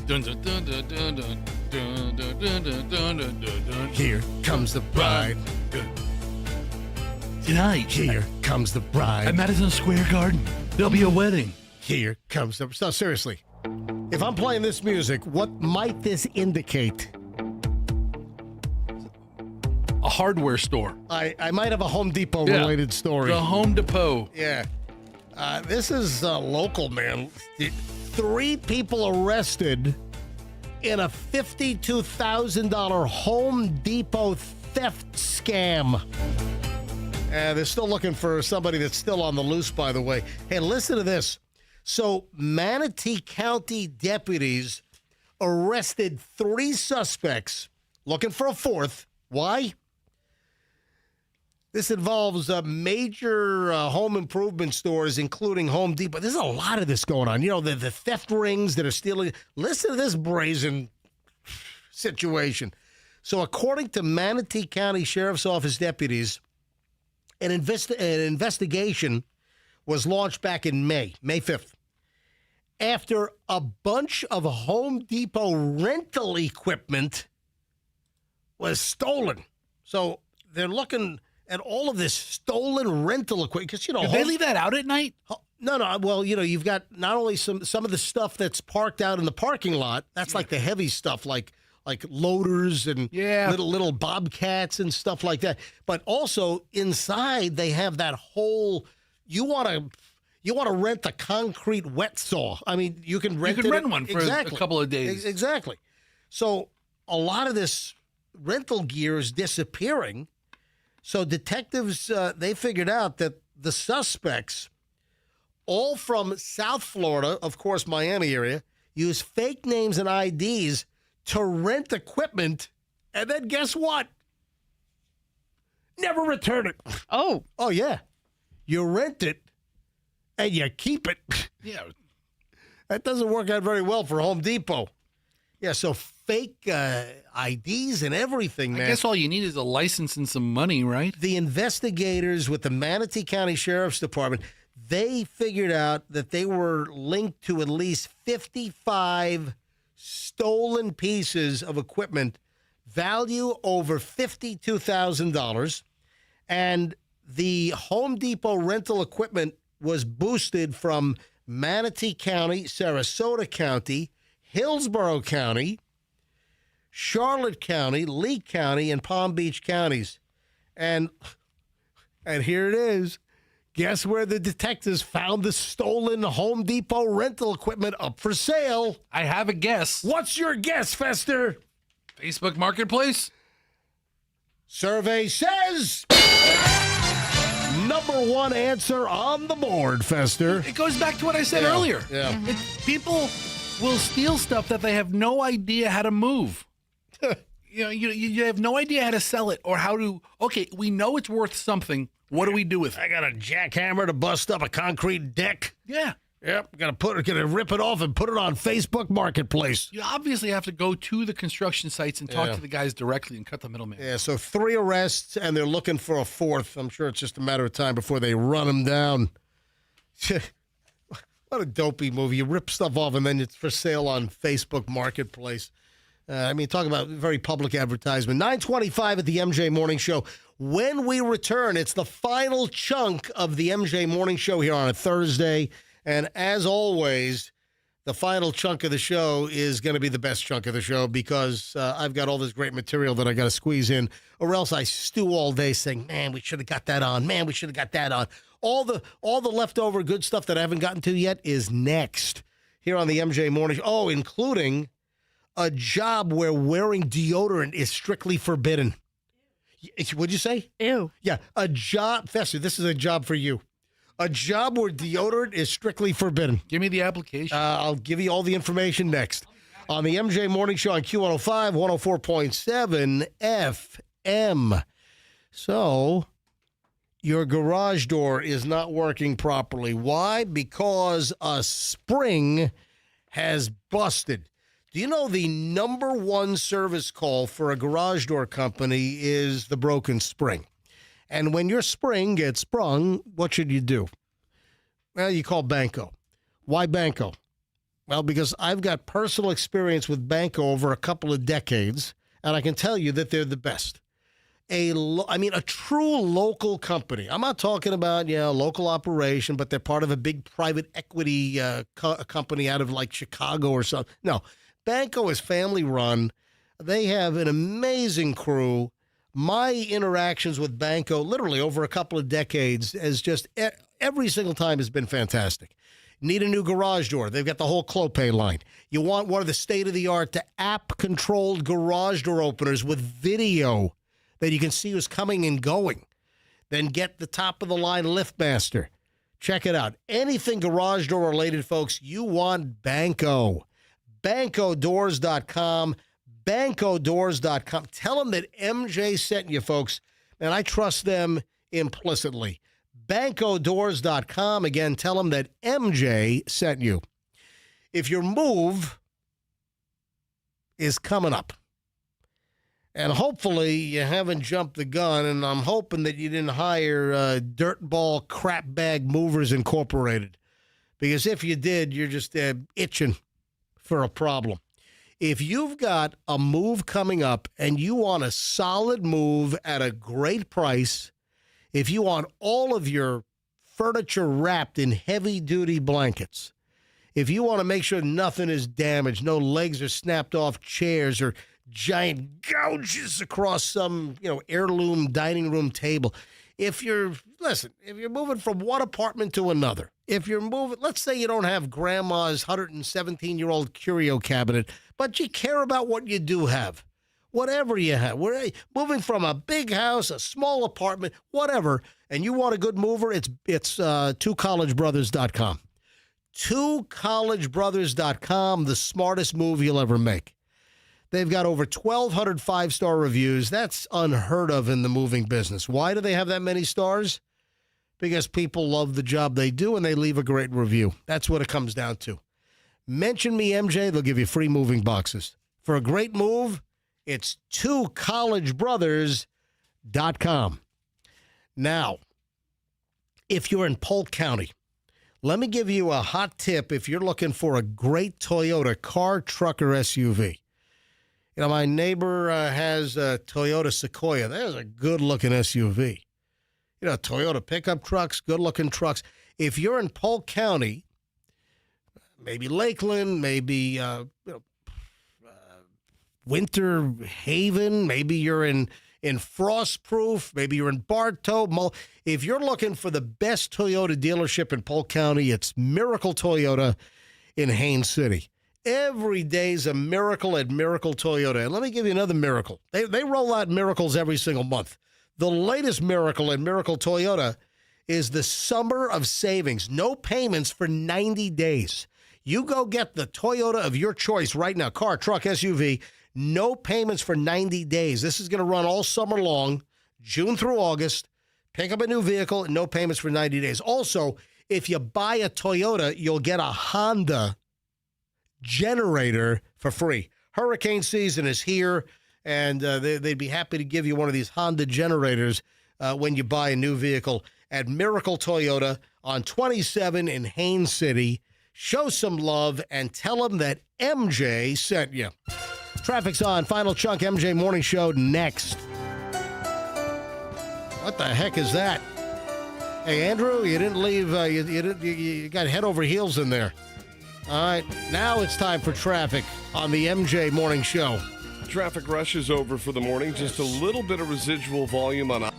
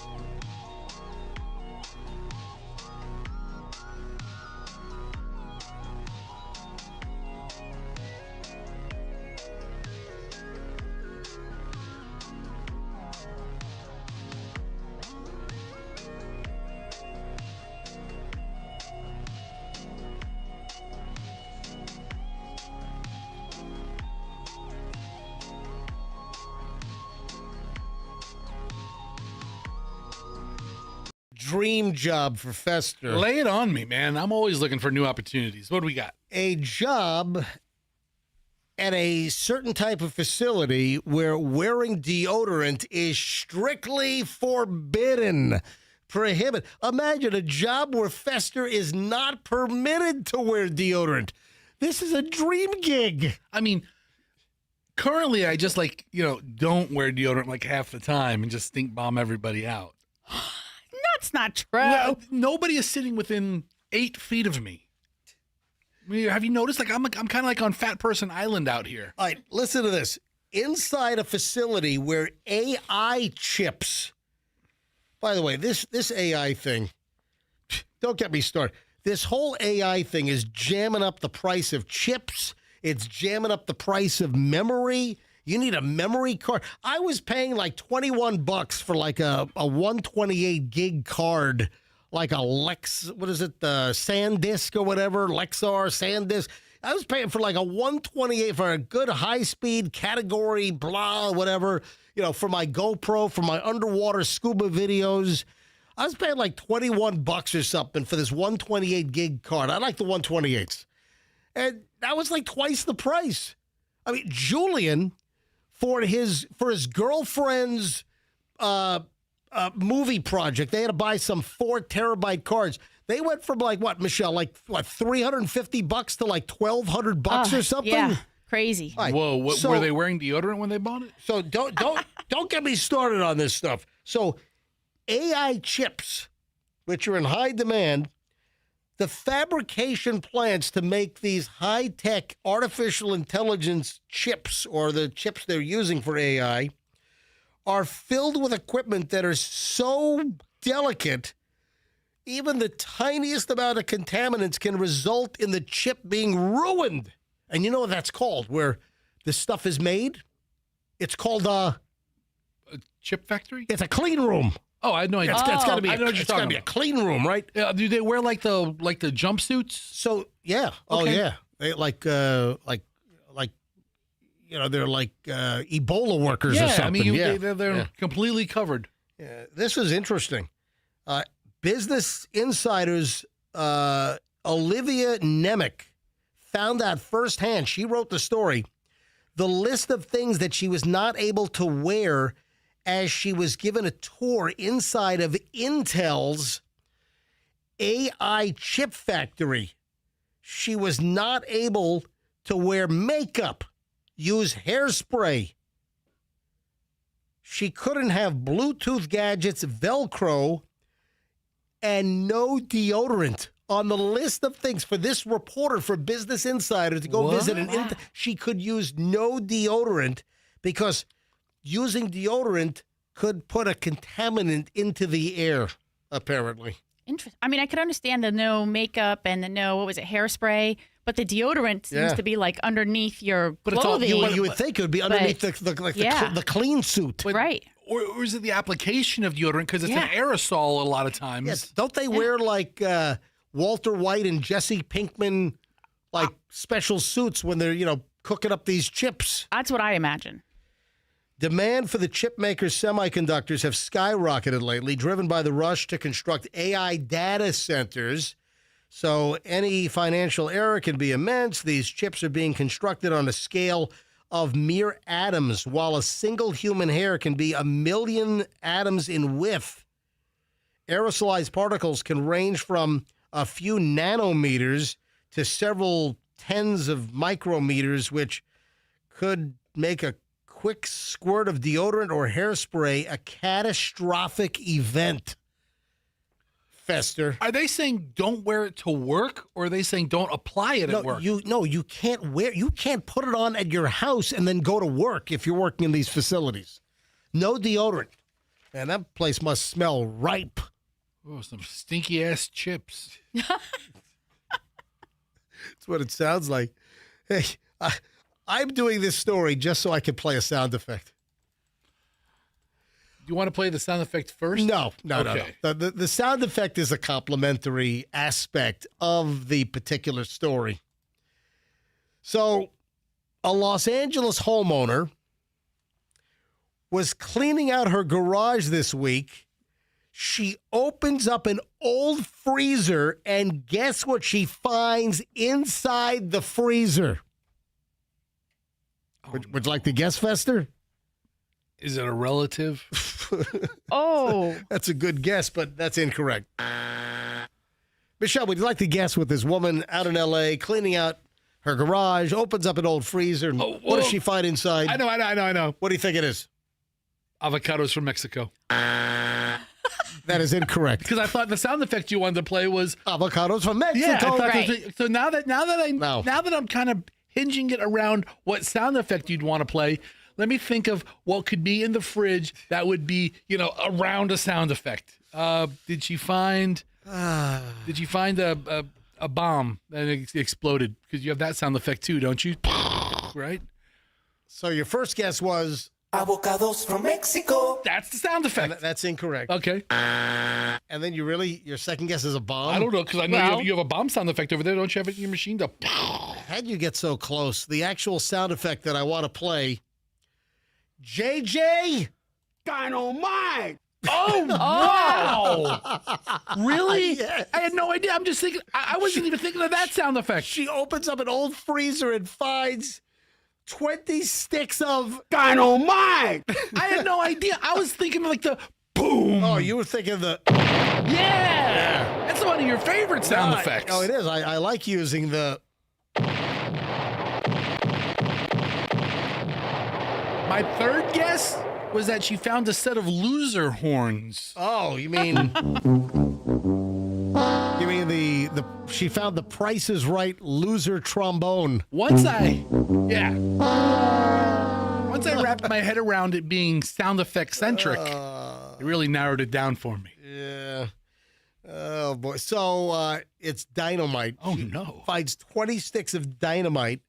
So this prompts a major response from the Los Angeles Police Department bomb squad. Hey, you have to call the bomb team, right? They come out. Yeah. Did they come out in like all their like bomb gear? Led to the complete evacuation of nearby homes in the Valley Glen neighborhood while authorities worked to safely remove the explosives. The homeowner told officers she had no idea how the dynamite got in there. JJ, any idea how the Dynamite. ended up in the freezer in the lady's garage? Were they like the old long sticks that like they used Like back in like the cartoon? like in the railroad days to blow up a mountain, like a foot long? A stick of dynamite looks like a stick of dynamite. I don't know. Yeah. Was it just like some fireworks and they said it was dynamite? Shaped like lasagna? No, it looks like a stick of dynamite. No. Yeah, 20 sticks. If 20 sticks had exploded, the LAPD Captain Warner Castillo said that this would have caused significant damage in the surrounding neighborhood. Well, Yeah. well, thank you very much. I don't Thank know. you, officer. Yeah, thank you very much. Yeah, and the homeowner had no idea that it was there. No idea. According to reports, she said the appliance had been in the home since she and her husband purchased it years ago. Her husband died in 2014, and investigators believe the explosive may have belonged to him. Mike, was he some mad bomber? Is this going to unfold? Why would he have 20 sticks of dynamite in his freezer? Yeah. Is it like an unsolved case of like people Yeah. mailing them to members of Congress or I don't something? know. Is You this know? is this going to unfold some interesting story?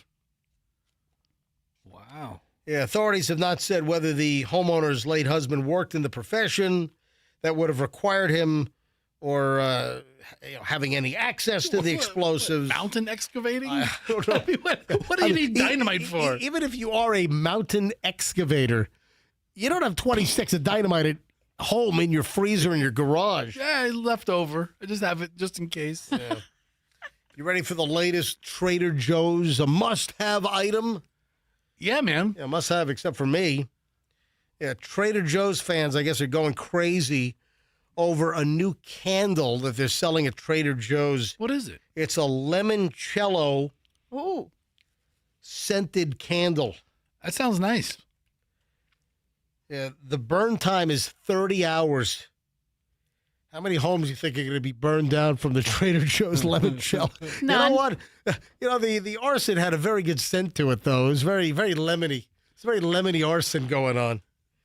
Yeah, so Trader Joe's, I guess, started selling this $10 item. And now this is like people go crazy over like a Trader Joe's tote bag. So I'm looking at it now on the Trader Joe's site. It's $9.99. Yeah.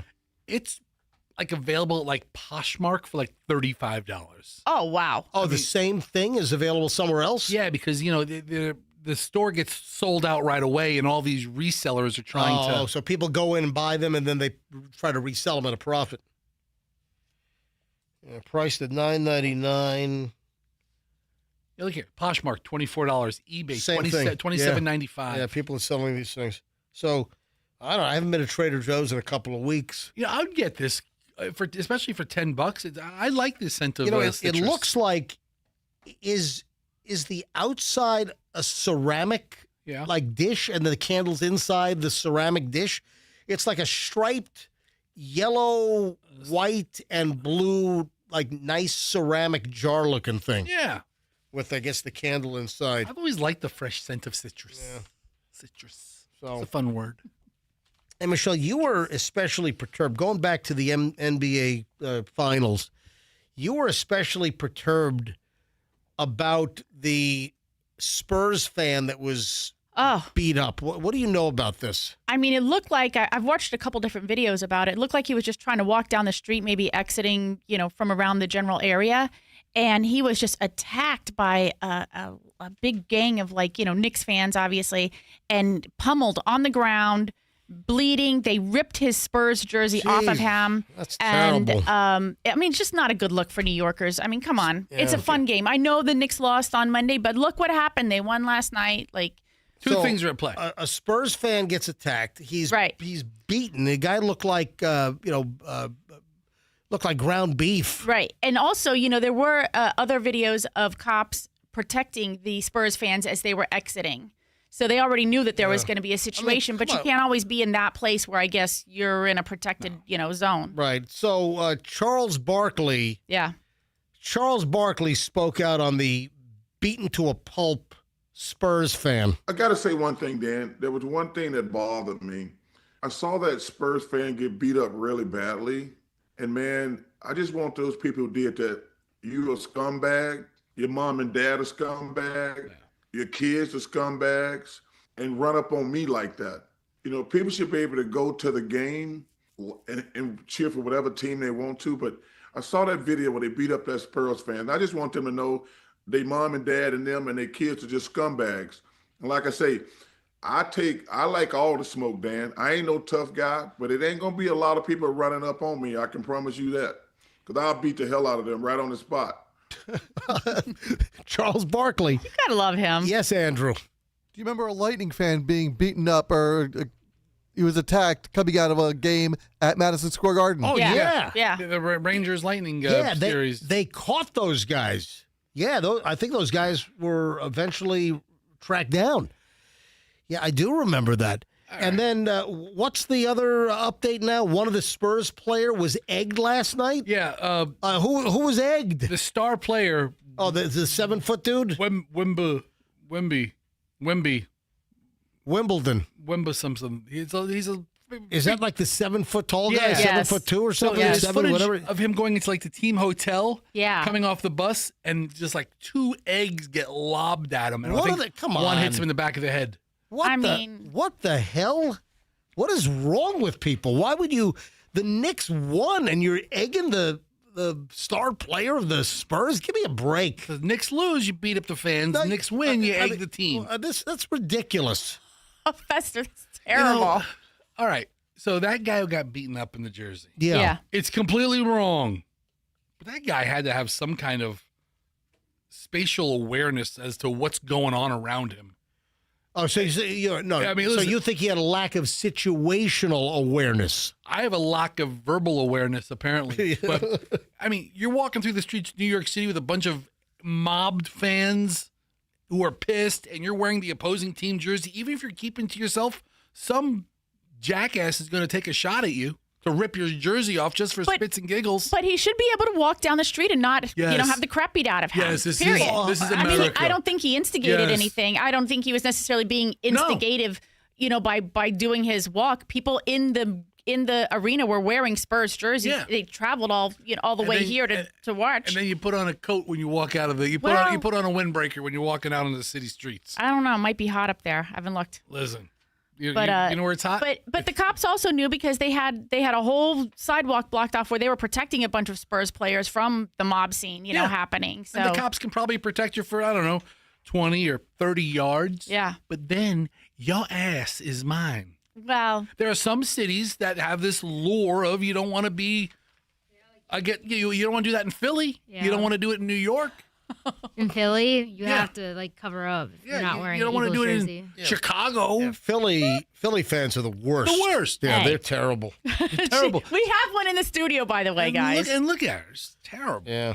Yeah, I beat someone up outside the stadium. Yeah, Bailey's beaten up many out of town fans in her history as a Southern Jerseyite who roots for Philadelphia teams, right? Yeah. Yeah. Great. All right, I have a list of the best and worst U.S. cities for staycations in 2026. Florida's got to be high on that list. It's cities. It's not states. Oh. Yeah. I've got the list of cities. This is according to, Wallet Hub? Wallet Hub, the latest list, the best U.S. cities for staycations this year. And then I have a list of the worst cities for staycations. Guess what? We're on the list, Tampa Bay. Yep. Coming in at number 10 for the best cities for staycations is Portland, Maine. Number 9 is Chicago, Illinois. Number 8 is Tampa. I don't know why. Well, Tampa's number 8. But think about it. We got the beaches here. I mean, if you live in Tampa, you can spend a week vacation on the beach and feel like you went somewhere without going somewhere. I mean, I like this area. I mean, it's where my career is. I raised my kids here. I like the Tampa Bay area. But when I go on vacation, I want to leave. I want to go experience something new. Yeah, I've been all up and through this place. But when you lived up north, you came to Florida. Well, sometimes. This is the vacation destination. Think about it. We live here. Right. People work all year, 2 years, just to spend a couple of days here. Just to get here. Let me give you the list here. All right, number 10 is Portland, Maine. Number 9 is Chicago, Illinois. Number 8 is Tampa, Florida. Number 7, Atlanta, Georgia. Best cities for U.S. staycations. Number 6 is Salt Lake City, Utah. What? I want to go see the Mormon Tabernacle. It's fascinating. Yeah. Number 5 is Honolulu, Hawaii. Number 4 is St. Louis, Missouri. St. Louis? Yeah. Want to get shot? Want to go get some frozen custard at Ted Drew's. Then we'll go to East St. Louis. Number 3 is Las Vegas, Nevada. Number 2 is Cincinnati, Ohio. And the best U.S. city for a staycation is Orlando. Well, because all the theme parks are there. This seems like a little bit of a contrived list. All right, the worst cities for U.S. staycations. Bottom of the list is Pearl City, Hawaii. I don't know that anywhere in Hawaii would be, unless the town just burned down. Right. I don't know that anywhere in Hawaii would be on the list. Do you realize that now for months that you're having like a little gurgly sound coming out of your mouth? No, it's like a. It's not quite. Like no, it's not quite a burp, but you have this gurgly sound that's repeatedly coming out of you. I just thought. I don't know. All right, so end of the list, last at 182 is Pearl City, Hawaii, Yonkers, New York, Fremont, California. This is a joke. Chula Vista, California, Irving, Texas, Laredo, Texas, Hialeah, Florida, Newark, New Jersey, Santa Ana, California, and Oakland, California. The bottom of the list for staycations. That sounds ridiculous. And oh, my God, I hear it. Tampa, dude, I'll point out the noise next time I hear it. I know you will. All right. No, it's like I wonder if it's going out over the air, but I'm like, what is that sound I keep hearing? And it's you. It's like I'm telling you. All right, we gotta go. See you later. All right, folks, have a great day. Bye. We'll see you back here tomorrow. MJ Morning Show on Q105, 104.7 FM, and let's be careful out there.